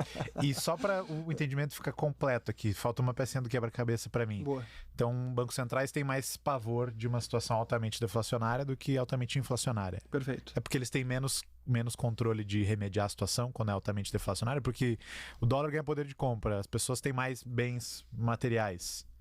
Por que isso é tão ruim assim? Pelas consequências até recessivas que pode ter, por perda de emprego, demissão de pessoas, queda de vendas, fechamento de empresas. Então é mais pela questão recessiva e no nível de emprego que uma deflação pode ter no curto prazo. Entendi. Pode ter a ver também com as pessoas quererem gastar menos com a expectativa de que o dinheiro valha mais? É o contrário de uma situação hiperinflacionária ou não é tanto isso? Aí não, porque aí entra a questão da deflação boa novamente, que aí é uma divergência que os austríacos têm com a ciência econômica dominante, porque a gente vê que a ciência econômica acaba demonizando a deflação por completo. O grande trauma, o fantasma, a origem desse medo é a Grande Depressão, mas aí a gente vê algumas análises incorretas ou incompletas. Por exemplo, é o que você falou, não, a deflação é ruim porque as pessoas, imaginando que o dinheiro vai ganhar poder de compra, ou dito de outra forma, imaginando que o preço das coisas vai cair no ano seguinte, postergam as compras e postergam cada vez mais e, portanto, as vendas caem e isso pode provocar uma recessão. É do tipo, sei que aquela câmera vai custar menos ano que vem, eu não vou comprar agora, vou esperar para o ano que vem. Tá, mas ano que vem eu sei que a câmera vai estar mais barata no ano seguinte, então vou esperar. Então ninguém compra nada nunca, jamais. Então não é uma premissa que se sustenta. Em algum momento as compras acontecem, especialmente Sim. bens essenciais de consumo. Talvez um bem durável possa ser postergado, possa, mas não para sempre. Cara, vai precisar dessa TV aqui, não vou poder esperar para sempre. Um carro, posso esperar 1, 2 meses, um pouco mais? Até posso, mas para sempre? Então, o consumo haveria, mesmo de bens duráveis e mesmo na economia deflacionária. E para mim o melhor exemplo é o próprio setor de tecnologia, que vive sobre uma deflação brutal, constante. O que um aparelho hoje custa em dólares e a potência que ele tem, um iPhone, é muito maior do que tinha 2, 3, 5 anos atrás. E a gente segue comprando e o setor como um todo segue prosperando. Então, a deflação em si não é nenhum mal macroeconômico, não é algo que impede o crescimento econômico, investimento, consumo, nada disso. O problema é a deflação ruim, aquela que vem da expansão de crédito prévia. Perfeito, acho que esse insight é legal também, né? Tanto deflação, principalmente, ter a boa é ruim, tipo colesterol, né? Depois fica pro editor aí fazer o corte. O Bitcoin, ele é desinflacionário, né? Ele se aproxima de um limite de emissão com o tempo, e tem muita gente que argumenta que conforme ele é adotado globalmente, as pessoas vão tender a ser mais longo-prazistas, a ser menos consumistas, por causa dessa ideia de que o dinheiro delas vai valer mais amanhã. Você acredita nessa tese ou não? Você gasta mais bitcoins quando o preço está lá em cima ou está lá embaixo? Tá lá em cima. Comigo a mesma coisa. Por essa ótica, é quase que isso já refuta, o nosso comportamento refuta essa tese. Quando tá lá embaixo é que a gente se abraça de vez e não vende de jeito nenhum. Mas um dinheiro saudável, um dinheiro que não perde poder de compra, como o Bitcoin, como era o ouro, para mim conduz a uma economia mais sustentável e saudável, em que você é menos curto-prazista, é a ideia da preferência temporal, então você abstém mais do consumo no curto prazo, poupa mais para investir no longo prazo, e isso é positivo para a economia. Talvez num período de transição, de diminuição de consumo, possa gerar uma recessão, etc. Ok, mas a economia, digamos, em velocidade cruzeiro, com um dinheiro bom, como o ouro, como o Bitcoin, conduz a um crescimento mais sustentável. Para mim isso não é nenhum problema, para mim é uma vantagem do Bitcoin. E orienta realmente mais a gente para o consumo futuro ou menos consumista. E isso é uma consequência da inflação. A gente fala muito de inflação apenas na questão financeira, o nível de preços, mas tem um legado cultural da inflação. Tem um livro excelente do Guido Husman, chamado The Ethics of Money Production, não sei se você já leu, e ele dedica uma sessão muito importante para explicar os efeitos na sociedade, os resquícios culturais de um ambiente inflacionário. E é isso, você consumir mais, porque o dinheiro vai perder poder de compra, então você se vê forçado a antecipar o consumo, menos planejamento, investimento de longo prazo. Isso é até interessante, o dado que eu vi recentemente, da época do padrão ouro. Eu mencionei o padrão ouro clássico aqui ou ainda não? Acho que quando também tive uma inteligência limitada, eu tô com esse podcast na cabeça. Durante a época de ouro, do padrão ouro, foi o padrão ouro clássico, de 1815 a 1914, início da Primeira Guerra Mundial, e foi um período de estabilidade de preços no longo prazo. Praticamente não houve inflação ou deflação significativa neste período de 100 anos, mas houve períodos de inflação, seguidos de período de deflação, inflação, deflação. Então, no geral, houve uma estabilidade de preços. E era um período em que se financiava investimentos em prazos médios maiores do que hoje se financia. Então, hoje o prazo médio das dívidas, no Brasil, por exemplo, basta comparar o Brasil com um país desenvolvido. O prazo médio do financiamento bancário, então os ativos dos bancos, é muito menor do que o prazo médio dos ativos dos bancos americanos, japoneses e europeus, porque lá tem menos inflação, mais previsibilidade, então é possível um planejamento de mais longo prazo. Então, um dinheiro saudável conduz a isso. E tem muito investimento que você precisa de longo prazo. Uma energia, uma usina nuclear, um reator, cara, não é em 2, 3 anos. Passa gerações, talvez seja 5, 10, 15 anos. Então, quanto mais você puder se orientar para o futuro e planejar no longo prazo, melhor será para o crescimento econômico. Então, o Bitcoin, para mim, é uma moeda deflacionária ou desinflacionária porque está limitada? Sim. Isso é ruim para a economia? Eu entendo que não. Entendo que é positivo. Mas tem economistas mesmo da escola austríaca que têm suas dúvidas. Talvez seja pergunta no final da nossa conversa, livro para recomendar. Agora que você falou, eu já não vou mais fazer, né? Então eu vou recomendar já aqui o do Larry White, Better Money. Fiat, Gold or Bitcoin? Ponto de interrogação. Em que ele faz uma análise de padrões monetários baseado no ouro, baseado no Fiat, moeda nacional, e baseado no Bitcoin. Aí seria um padrão imaginário, porque não estamos lá e não temos nenhuma evidência histórica disso. Para o ouro tem, para nacional também, que é o que a gente vive hoje. E a dúvida que ele tem, e o que ele coloca ali como ponto de debate principal, é que o Bitcoin, ao contrário do ouro, não consegue ajustar a oferta com aumentos de demanda. Então, o Bitcoin valendo mais, não tem como aumentar a quantidade de Bitcoin para estabilizar o preço do Bitcoin no longo prazo. Mas por que isso é ruim, cara? Ele tá viciado no querer controlar a coisinha ali? Pois é, ele considera isso, para o crescimento econômico, para o planejamento ruim, uma moeda que se valoriza constantemente, não tem como neutralizar esse efeito. Se tu tivesse todos os banqueiros centrais relevantes do mundo aqui nessa mesa, vamos lá, galera, a partir de primeiros princípios, meta de inflação para todo mundo, seria 2%? Seria 1%? Seria 0%? Os banqueiros centrais? É.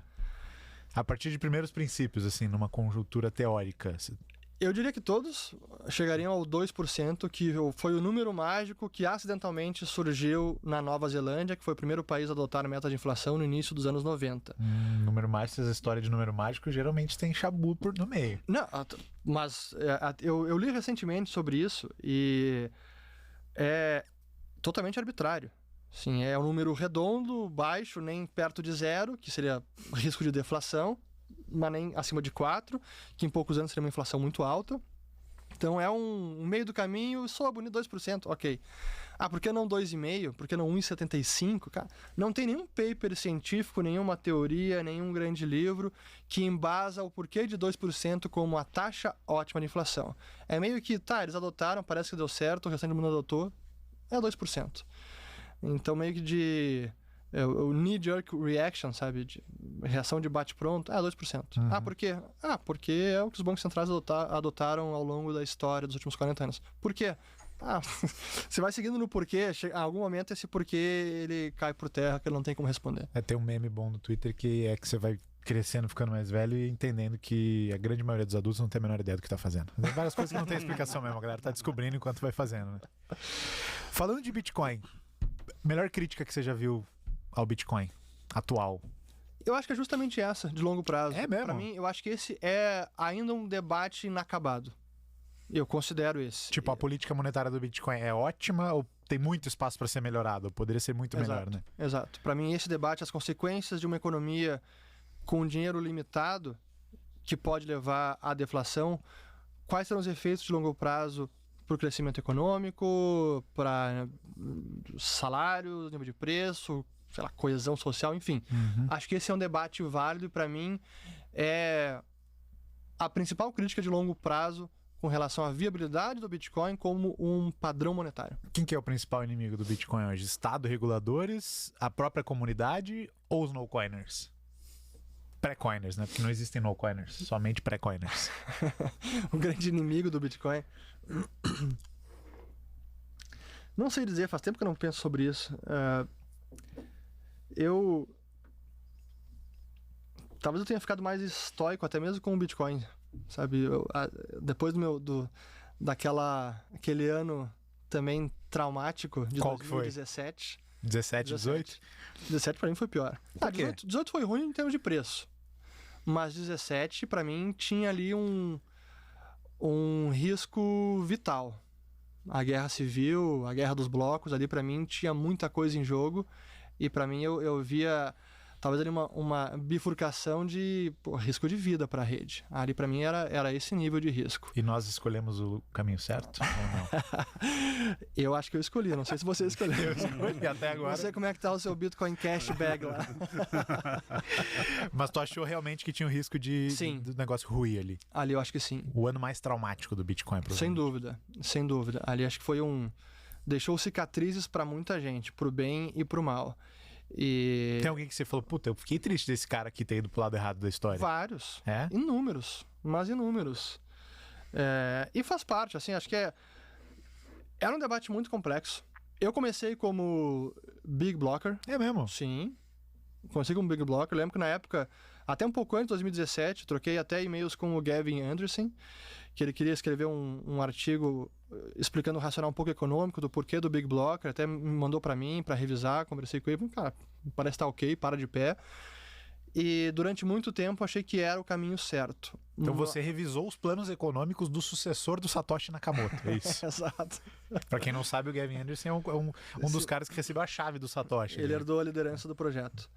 Mas, à medida desse processo de aprendizado que foi profundo e também exigiu muita humildade, assim como aprender sobre o Bitcoin exige muita humildade, essa guerra dos blocos também me exigiu muita humildade, paciência, tempo, estudo, porque eram vários temas que eu não dominava. E aí que para mim, eu cheguei em metade de 2017, eu percebi, cara, eu escrevi um livro já sobre o Bitcoin. E eu não sei porra nenhuma. E eu tô vendo que eu sei muito menos do que eu imaginava. Assim, cara, não sei porra nenhuma. Que loucura. Mas terminei o ano, acho que com um entendimento muito mais aprofundado, a ponto também de me deixar muito mais convicto sobre a própria sobrevivência do Bitcoin. Aí deu all-in a 20 mil, o negócio caiu a 3. Iris, né? É a chance da minha vida de perder Aí tomei a chamada de margem da vida ali. Não, mas foi complicado, porque o preço subiu muito em 17 e depois caiu muito em 18. Sem dúvida, né? sem dúvida. Não, mas ali, 2018 foi traumático por outras razões.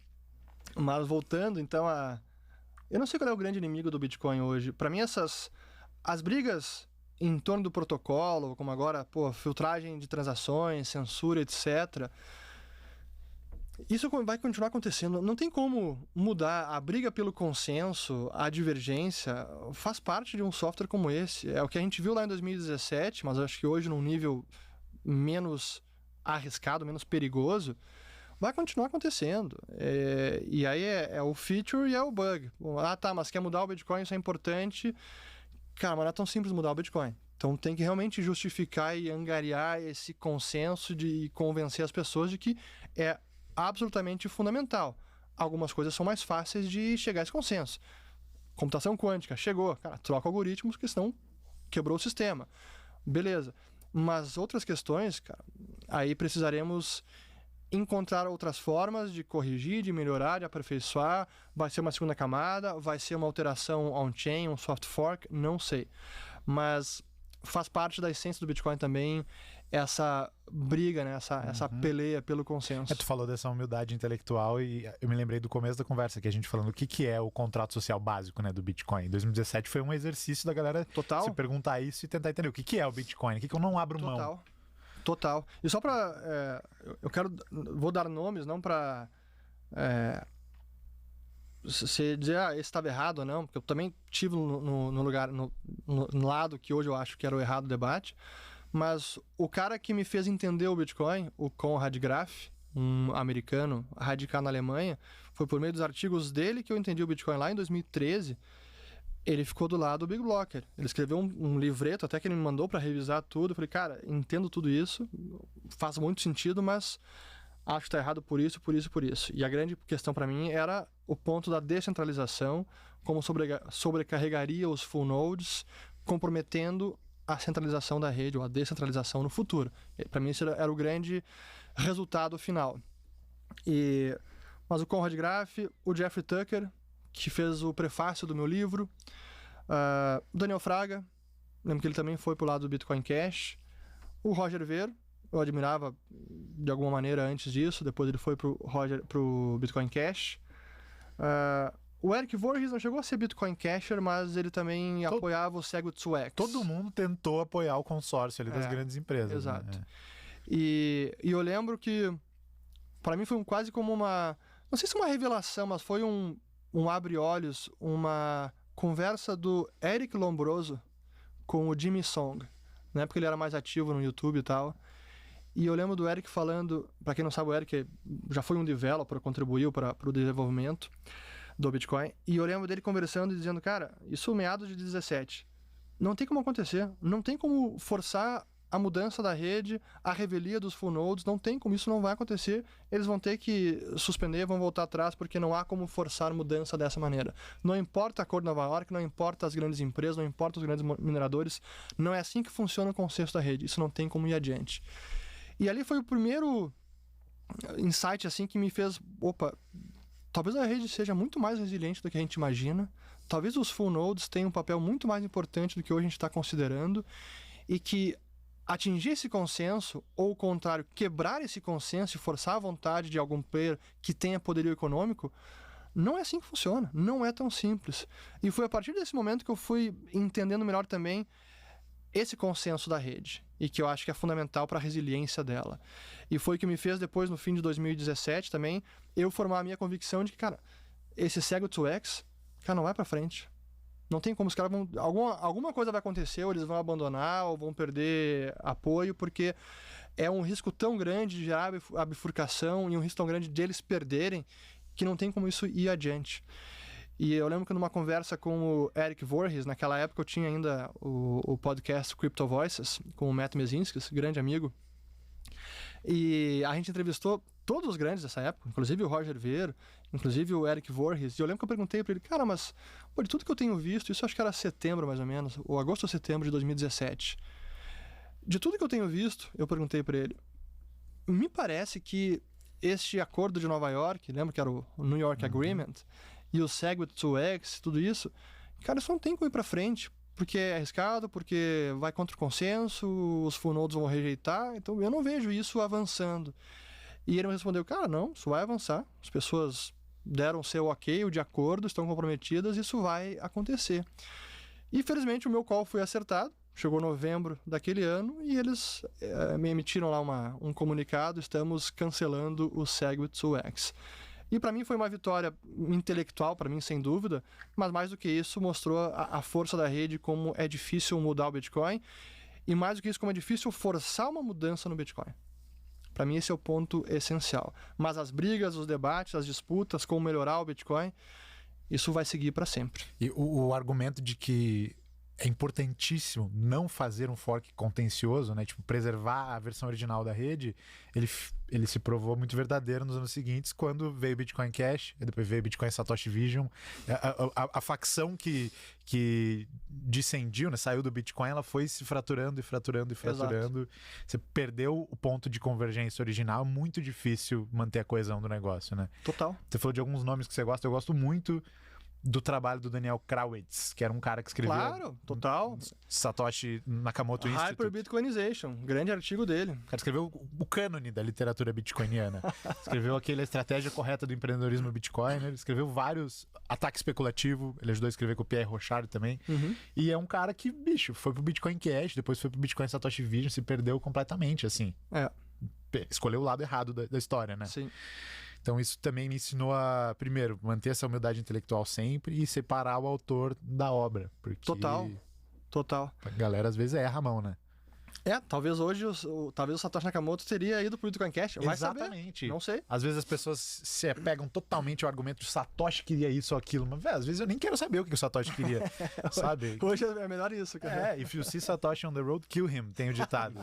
Tipo, cara, o importante é ele não ter controle sobre o rumo desse negócio, né? Exato. Para uma criança que perguntasse hoje quem controla o Bitcoin, quem manda no Bitcoin, como que tu responderia? Todos nós. Todos nós mandamos no Bitcoin? Um pouquinho cada um. Ninguém individualmente e todos coletivamente. É que nem uma democracia. Não? Por que não? Vai entrar nesse papo. lá, Você quer ser sodomizado? Não quero. Muito bom, muito bom. Essa foi a pauta de uma das aulas que eu dei lá na BP. Quem controla o Bitcoin? Eu sempre brinco com a analogia de que, assim como você tem o equilíbrio de poderes nas democracias modernas, no Bitcoin você tem uma tripartição dos poderes, onde os desenvolvedores são como os legisladores, eles criam as regras. Os mineradores são como o poder executivo, porque eles batem as regras com o que eles têm ali no bloco deles, executam as regras, implementam as regras. E os full nodes, as pessoas, os usuários que têm uma cópia da blockchain em casa, validando ali cada bloco, olhando para cada bloco, são como o judiciário. Porque se eles discordarem do conjunto de regras que foi escrito e está sendo implementado, eles vão lá e divergem. Falam, não, eu quero seguir esse conjunto de regras aqui, ou esse aqui é o válido para mim, ou esse aqui, que foi o que aconteceu em 2017. Sim. Então, eu concordo que 2017 foi um ano pivotal e para mim também. Depois daquilo ali, a minha convicção aumentou muito no Bitcoin. Outra, eu acho que é ótima analogia para entender, mas também vejo que há um jogo de forças entre essas partes. Eu lembro que na época eu fiz uma palestra na PUC de Porto Alegre, que se assemelhava um pouco também à estratégia MAD, o Mutually Assured Destruction, então destruição mútua assegurada, que é aquela ideia das armas nucleares, que os países são dissuadidos a atacarem com armas nucleares, porque se um ataca com arma, o outro ataca, pronto, todo mundo se destrói e acaba todo mundo. E eu vejo um pouco disso nesse equilíbrio delicado de forças entre mineradores, full nodes, desenvolvedores, as empresas que também estão lidando com a rede, que todos têm algum poder, e tem algum poder que pode ser até catastrófico ou de causar um dano enorme. Só que todos também são dissuadidos a usar esse poder porque ele se voltaria contra o próprio. Tá todo mundo investido igual, né? Exatamente. Todo mundo tem o mesmo interesse. Então eu vejo um pouco também desse jogo de forças de destruição mútua assegurada que impede atores de tomarem atitudes mais drásticas porque os resultados podem se voltar contra eles mesmos. Você chamaria de destruição mútua assegurada ou cooperação mútua assegurada? Porque tem algum ator que pode destruir mesmo o Bitcoin? Não, acho que não. Né? Acho que concordo. Acho que MAC, vamos trocar para MAC. A adaptação seria MAC, Mutually Assured Corporation. Bonito isso, ó. Antes da gente chegar no nosso ping-pong final aqui, shitcoins, a pauta que a galera não ia me perdoar se eu não te perguntasse. Qual que fez o canto da sereia mais sedutor para ti ao longo dessa jornada de mais de década no Bitcoin? A altcoin que mais te fez, opa, peraí, essa aqui pode ser um novo Bitcoin. Eu acho que eu não cheguei a investir praticamente nenhuma, nada relevante, mais brincadeirinha, mas acho que até hoje a que eu entretive a ideia de que, aqui pode ser algo diferente concorrer, foi o Ethereum lá atrás, quando estava ainda sendo discutido pre-ICO, então antes do ICO, que nem se chamava de ICO na época, isso foi em 2014, eu acho. Era Genesis Sale. Genesis Sale, exatamente. Token Sale, Genesis Sale, enfim. Acho que era o preço inicial era 2.000 Ethereums por BTC, não é? Mano, o Safiri veio aqui e foi exatamente isso. Coisa. Você vê que o trauma fica na cabeça, né? Eu acho que essa foi a que eu, na época, achei que poderia ser uma real concorrência. Hoje, vejo que não. Acho que Vitalik se desvirtuou. É mesmo? Não, acho que a rede tomou um rumo que talvez tenha propósito ou utilidade para alguns fins específicos, mas não para concorrer com o Bitcoin. Não. Para mim, o Bitcoin continua irreplicável, a criação imaculada, e não vejo nada concorrendo com o Bitcoin no curto prazo. Talvez daqui 50, 100 anos, sei lá. Mas hoje não. Mas tu vê espaço para uma Ethereum, para uma rede programável, criptonativa, para finanças descentralizadas. No curto prazo, eu acho que sim. Mas no longo prazo, eu vejo também aquela mesma tendência inevitável de as aplicações ou funcionalidades com transação barata, conveniente ou mais privacidade, disso também ser desenvolvido e migrar para o Bitcoin. Mas não tá rolando isso, né? Não é meio wishful thinking isso aí? Pode ser. Acho que rolou bem menos do que a gente gostaria. Tipo, desde 2017, a narrativa que suportava... A Lightning cresceu, mas não foi um absurdo. Não dominou o mundo. A privacidade, tivemos Schnorr Signatures, mas não é um exemplo de privacidade. Ainda não tem como transacionar privadamente em escala no Bitcoin. Ainda é difícil. Então, sim, talvez ainda seja wishful thinking, algo mais para longo prazo, ou talvez não aconteça e essas outras sigam tendo uma utilidade no mercado. Voltando àquela ideia das 3 ou 4 blockchains ali, né? Pode ser. E essa parada dos ordinals, para quem não tá acompanhando, nos últimos 2 anos tem um grupo de empreendedores dentro do mundo do Bitcoin que tá tentando encher os blocos com informações não monetárias. Tu gosta disso? Acha que é um caminho saudável pro Bitcoin? Eu acho que é importante usar... Se tem interesse econômico por usar o bloco, cara, isso de certa maneira ajuda a sustentar a rede também. Vai ser mais tarifas para os mineradores. Mas não são transações essenciais para a rede. Tá? Cara, essencial é para quem está pagando aquilo. Se tem uma pessoa que está pagando por aquilo e atribui algum valor, está disposta a pagar tarifas para registrar a transação, cara, para alguém tem valor. É difícil um terceiro dizer, cara, isso não é valioso. Bom, mas está soberbando a rede e pode... acabar impedindo transações monetárias realmente de serem incluídas num bloco. Bom, se está trazendo algum problema, bom, então a rede vai ter que mudar, vai ter que se aprimorar, não sei. Mas acho que faz parte também da evolução da rede ser testada, da rede ser estressada, faz parte do crescimento da rede. Então, eu não vejo como ruim ou como bom, acho que é um pouco inevitável, cara. Acho que é um pouco inevitável. Faz parte. Válido. E sobre maximalistas hoje? Tu já teve, não treta, mas os caras pegam no pé de todo mundo na internet, né? Como que tu vê os maximalistas hoje? Ou refraseando, Nick Carter, ele tem uma frase que ele fala que a pior coisa do Bitcoin é que você tá num trade com um monte de gente delusional. E eu concordo muito. Às vezes eu olho em volta e falo, meu Deus Você tá do céu. no vagão, você fala assim, cacete. Só sério? tem louco. O maximalismo é saudável pro Bitcoin? Te colocando uma saia justa aqui. Só pra você falar que é uma bosta e que pra gerar um corte bom aqui. Um grande abraço no coração de todos os maximalistas. Cara, eu sou um cara da paz, tranquilo. E felizmente eu nunca dei um... Como é que o pessoal... Eu já vi o pessoal falando Rajek, que é o Rage Quit. Nunca dei um Rajek, sei lá como é que o pessoal fala. Mas é o Rage Quit. E eu sempre consegui me envolver em tretas quando eu me envolvo, mas eu tento não me envolver. Ou receber críticas com tranquilidade e saber extrair o que tem de válido na crítica, o que os caras vêm só xingando e tal, fala besteira, tá, ignora e pronto. Mas se tem alguma crítica válida, deixa eu entender e dar um passo para trás e tentar rebater ou até reconhecer e dizer, cara, errei, como recentemente teve, até citei isso num... Não sei onde é que eu citei isso, mas enfim. Me criticaram num vídeo no YouTube em que eu respondia uma pergunta sobre como investir 100 mil reais em um cara jovem e tal. E a minha resposta foi horrível, foi uma merda. Hoje eu admito que foi bem ruim a resposta. Que é plenamente normal, o cara tá toda semana no YouTube e vai falar um monte de coisa que não é tão plena, tão precisa. Exato. Assim. E acho que eu nem falei de Bitcoin. Cagada, errei, perfeito. E os caras colocaram esse trecho e criticando e tal, e eu olhei, cara, tem razão. Caguei no patê. Caguei no patê. Não vi isso, né?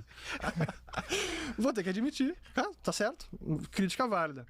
Agora, realmente tem umas figuras assim que são bizonhas e eu tento simplesmente ignorar. Não acho que contribuam muito, são mais memes mesmo e que fazem ruído, barulho. E a internet, né, a rede social acaba contribuindo para isso, especialmente o Twitter, né? É muito fácil xingar alguém, ninguém vai...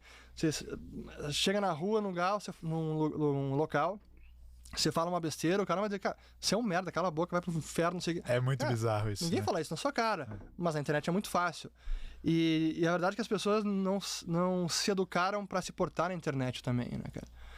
E é quando coloca atrás de um anônimo, mais fácil sair xingando. Então, mas eu costumo não dar bola e especialmente não fazer o rage quit, que eu vejo que alguns fizeram. Acho que o Nick Carter teve um pouco disso, ele acabou até lidando muito menos com a comunidade, se envolvendo muito menos, até em eventos, em debates, acho que por conta desse backlash que ele teve, e acho que não conseguiu separar, tipo, cara, esquece os idiotas e tudo, mas, pô, não tem porquê simplesmente aí buscar se retrair, sair do debate, então agora o Bitcoin é uma porcaria porque esses caras são os idiotas, e também vejo esse salto lógico, às vezes, pô, o Bitcoin não presta porque esse cara me xingou, assim, cara, azar. Então, eu tento ignorar, não dar bola, e quando for crítica válida, cara, vamos pensar, refletir, se for válida, caguei no patê. Boa. Tem um meme que, acho que até uma vez eu te mandei também, que é um cara com uma armadura medieval, assim, toda coberta, um elmo de metal e tal, só que tem uns leves furinhos, assim, aqui na frente do olho, tem uma flecha entrando, e é tipo assim, aquela ofensa que um anon com foto de sapo no Twitter me fez, tá ligado? O cara não liga pra nada, mas aquela ofensa ali do anônimo pega. Especialmente quando é verdade, esse é o problema. Exato. Quando é verdade, cara, você sente, então por isso que é foda, o cara tem que ter humildade e admitir quando erra, cara. Sim. Não é fácil, mas tem que admitir, então, cara, quando erra, cara, admite o erro e pronto. E tu aprende coisa pra caramba na internet. É o jeito, sem dúvida. Tem até uma máxima aí que eu esqueci agora, mas é máxima de não sei o quê. O jeito mais fácil de tu aprender um negócio é postar a versão a resposta errada na internet, né? Claro. Então alguém vai vir correndo te corrigir. Claro. Então tem que aproveitar isso. Todo mundo erra. E eu fiz muito disso também. Acho que no começo eu era mais eu tretava mais, acho que eu fui mudando um pouco a postura e tentando ser mais receptivo e contribuir para o entendimento do cara. Tipo, viu alguém colocando uma bosta no Twitter sobre o Bitcoin, ou em qualquer lugar. Deixa eu responder de forma educada, amigável, e, cara, acho que tá isso errado por isso, não sei. A chance do cara ler a resposta e refletir, talvez mudar de posição, eu acho que é muito maior do que ele já chegar tomando uma que é um idiota, não sabe nada, por isso. Totalmente. Eu acho que, primeiro, admiro muito essa elegância, tento fazer também parecido, porque isso desarma as pessoas, né? O cara vem te xingando, tu responde elegantemente, assim, desarma. Eu faço isso direto. Às vezes o cara vem um xingamento, cara, bom dia pra você também. E tu dá a resposta, engaja, desarma totalmente. E segundo que, sobre essa coisa do rage quit, você perde, né, quando você sai, porque você é uma força positiva na comunidade. É uma figura que as coisas que você fala, você faz, você produz, aumentam a percepção positiva sobre o Bitcoin. E o Nick Carter também lá nos Estados Unidos. Então eu quero que essas pessoas fiquem, né, e ajudem a fazer essa visão de futuro em que elas acreditam ficar mais mainstream, mais popular. Então. Acho que não dá pro cara ser muito sensível a críticas, a tretas, especialmente quem tá na internet, cara, vai tomar porrada. Olha os comentários nos meus vídeos, olha os comentários às vezes nos tweets, etc. Vai levar porrada. Tem que ter a armadura lá do cara pra tá... Fechadinha. Tu lê os comentários ainda, até hoje? Cara, leio bastante. Boa parte. Leio bastante, sim. Boa. Guilherme, alguma pergunta que você tem uma curiosidade, um tema nada a ver antes de a gente entrar no ping-pong aqui? Ou não? Não. Drone, essas coisas, a gente não vai perguntar pro hoje aqui. Ontem a gente falou de drone, por isso... Ou então, como é que é o nome do... Pô... O MetaQuest 3, já experimentou? Olha! Sabe que eu fui... Metaverso. Mano, era 2022, acho, auge do metaverso. 22, eu fui num podcast seu lá em Porto Alegre e eu levei o óculos e você jogou um ping-pong. Ping-pong. Né? Cara, eu tenho jogado bem menos. Acho que a pandemia foi um momento ali muito atípico que ajudou a catapultar essa tese do metaverso muito além do que ela devia ter ido, né? Também acho. Teve alguma dessas narrativas sazonais de cripto que te empolgou mais do que as outras? Metaverso, NFTs, mercados preditivos, alguma dessas? Empolgar, não. Acho que instigou, assim, intrigava. O metaverso, mas sempre me pareceu muito distante de realidade. Nunca chegou a comprar um NFT, né? Acho que não. Vi algum uso ou outro, mas nada assim, caramba, isso aqui é transformador, vai mudar o planeta. Não, isso não cheguei a ver. Mas o MetaQuest, eu experimentei o 3, um amigo meu comprou o 3. É surreal, cara. Como ele é imersivo. Putz, esse eu vi, eu só vi era um vídeo de snowboard, eu sou fanático por snowboard. E era um vídeo de snowboard, cara, você sente que você tá na montanha, cara. É surreal. É por isso que quando a gente vê aqueles vídeos das pessoas dando peixinho na parede, caindo na cozinha, dando cabeçada na TV, é que realmente você esquece completamente que você não tá naquele local, você acha que você tá numa montanha ali, né? É muito louco. E esse era sem controle, só o vidinho. Só o vídeo. Caraca, bicho. Só o vídeo era bizarro. Loucura. Sabia que tem um simulador de snow aqui em São Paulo que você...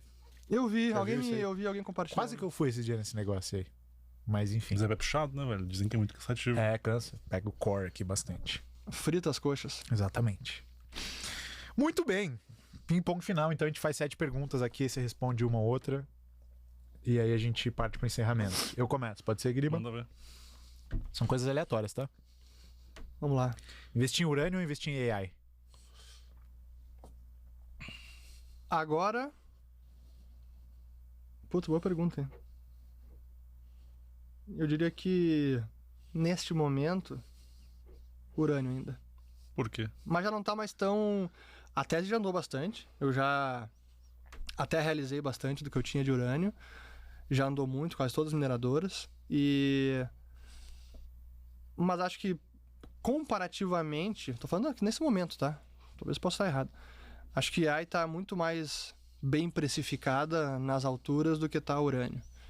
E a própria energia nuclear, e por consequência urânio, pode se beneficiar muito da inteligência artificial. Você sabe o caso da Microsoft, que fechou um acordo ano passado, um contrato com a Constellation Energy, que é a empresa proprietária da 3 Mile Island, que é uma grande usina nuclear americana, que teve um acidente na década de 80, eu acho. No momento nem foi tão sério o acidente, mas foi o pior dos Estados Unidos. E ela foi desativada finalmente faz uns 4, 5 anos. E a Microsoft fechou um contrato com a Constellation para reativar a usina, conseguir todas as licenças de reativação e fornecer 100% da energia para data centers da Microsoft por conta de energia nuclear. Caralho. Então, está havendo um renascimento da energia nuclear, inclusive agora por conta de AI. Que loucura, Bizarro. né? Eu vejo o pessoal falando que AI tu precisa de compute, capital e energia. É. E energia é um negócio que é crucial, porque compute a gente tá vendo a galera competir por chips, cadeias de produção, quem que produz o quê, quem que é gargalo aonde, né? E energia, crise na Europa num dia e no outro dia esse tipo de dia acontecer nos Estados Unidos. Então tem que assegurar suas fontes mesmo. Exatamente. Um momento importante na história pra você. Um momento importante na minha história ou na história da Na humanidade? história da humanidade. Um momento chave na história da humanidade. Puxa. Jesus? Pô, é foda, hein? Vamos colocar dia 31 de outubro de 2008, vai. Caraca! Arrepiei por dentro isso aí, velho. Achei bonito. Boa. Austríaco favorito? Austríaco favorito? O Mises, vai. Velhinho Mises. Boa. Uma empresa no Bitcoin, tu admira? Empresa no Bitcoin que eu admiro. CoinKite. Por quê? Eles criaram o primeiro cartão de débito com Bitcoin que eu tenho ciência, lá em 2013, 14. Maquininha que aceitava Bitcoin. Depois eles criaram o OpenDime e criaram vários dispositivos de custódia, especialmente a Cold Card, que eu diria que é o grande carro-chefe deles. E acho que eles têm uma pegada diferente de todos, nativa Bitcoin, com cabeça Bitcoiner, paranoico com segurança e maximalista. E sangue brasileiro. E sangue brasileiro com Rodolfo Novak. Abraço pro Rodolfo. Quinto, Sol ou éter? Ai. Éter. Sexta. Eu ia mandar a Cifar Bitcoin um bom investimento, mas melhor não. Muda. Se você encontrasse o Satoshi hoje, o que você diria pra ele? Some. Obrigado e some daqui. Seria, sem dúvida. Honestamente, eu acho que seria tentaria um papo bacana, agradeceria pela invenção, mas diria, cara, não aparece, não é uma boa. O Rich daqui a 30 anos vai estar morando aonde, fazendo o quê? Eu espero que menos calvo, mas tá difícil essa corrida, em glória. Difícil reverter a direção da história, né? A tendência ali... O caminho pra Turquia, né? A tendência tá difícil, mas vamos lá. Cara, espero estar lustro, com as faculdades mentais, físicas plenas para poder seguir trabalhando, aproveitando a vida, a família, talvez morando em alguma montanha por aí, e espero ainda com força suficiente nas pernas para estar descendo uma montanha de snowboard. Excelente, excelente. Guiriba, onde é que o pessoal te encontra na internet? As pessoas encontram no Guiriba BRB, no Twitter e no Instagram. Alguma mensagem final que você queira deixar? Pô, só queria agradecer, tá uma honra aqui com o Urt, li o livro, acho que meio que fez a base pra mim começar no Bitcoin, então muito feliz de poder estar nesse momento aqui entrevistando ele. Excelente. Fernando, onde é que o pessoal te encontra na internet? YouTube, principalmente, Fernando Urrich, nome do canal. Fala de novo. Fernando Urrich. Esse dia eu tava ensinando pra minha filha também, ela falou Urrich. Não, Alicia, Urrich. Pô, até ela! Fala direito o sobrenome, pô. E ela tem 8 anos. Então, Fernando Urrich no YouTube, no Twitter também, X, e Instagram, urrich.fernando. Essas são as principais, mas o carro-chefe também é o YouTube, é o principal. Perfeito. Eu tô lá em @Felipeter, Felipe THER. Você pode seguir a Paradigma também, paradigma.education, Paradigma Edu, só procurar no Twitter, no Instagram e no YouTube. Se ainda não é inscrito no canal, toca aqui embaixo para se inscrever, deixar o like. E ativar o sininho também é importante para você ser avisado dos próximos episódios. Se você quiser assinar a Paradigma, provavelmente vai ter um cupom URICH em algum lugar, você só tem que ter aprendido a grafia, tá? Vai aparecer em algum lugar. Fernando, palavras finais? Alguma mensagem que você gostaria de deixar pra galera? Não, só agradecer novamente o convite, que bom que a gente conseguiu casar as agendas, estar aqui, sempre bacana ter uma conversa com conteúdo, com profundidade, gente que entende do tema, isso é fantástico. E, pô, eu sigo aí à disposição, sempre tentando contribuir ao máximo.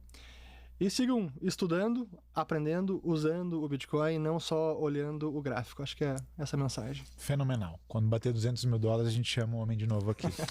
Um abraço para todo mundo que nos assistiu. Não se esqueçam de se inscrever aqui no canal, deixar seu like. A gente se vê no próximo episódio do Paradigma Cast. Câmbio, desligo. Fui!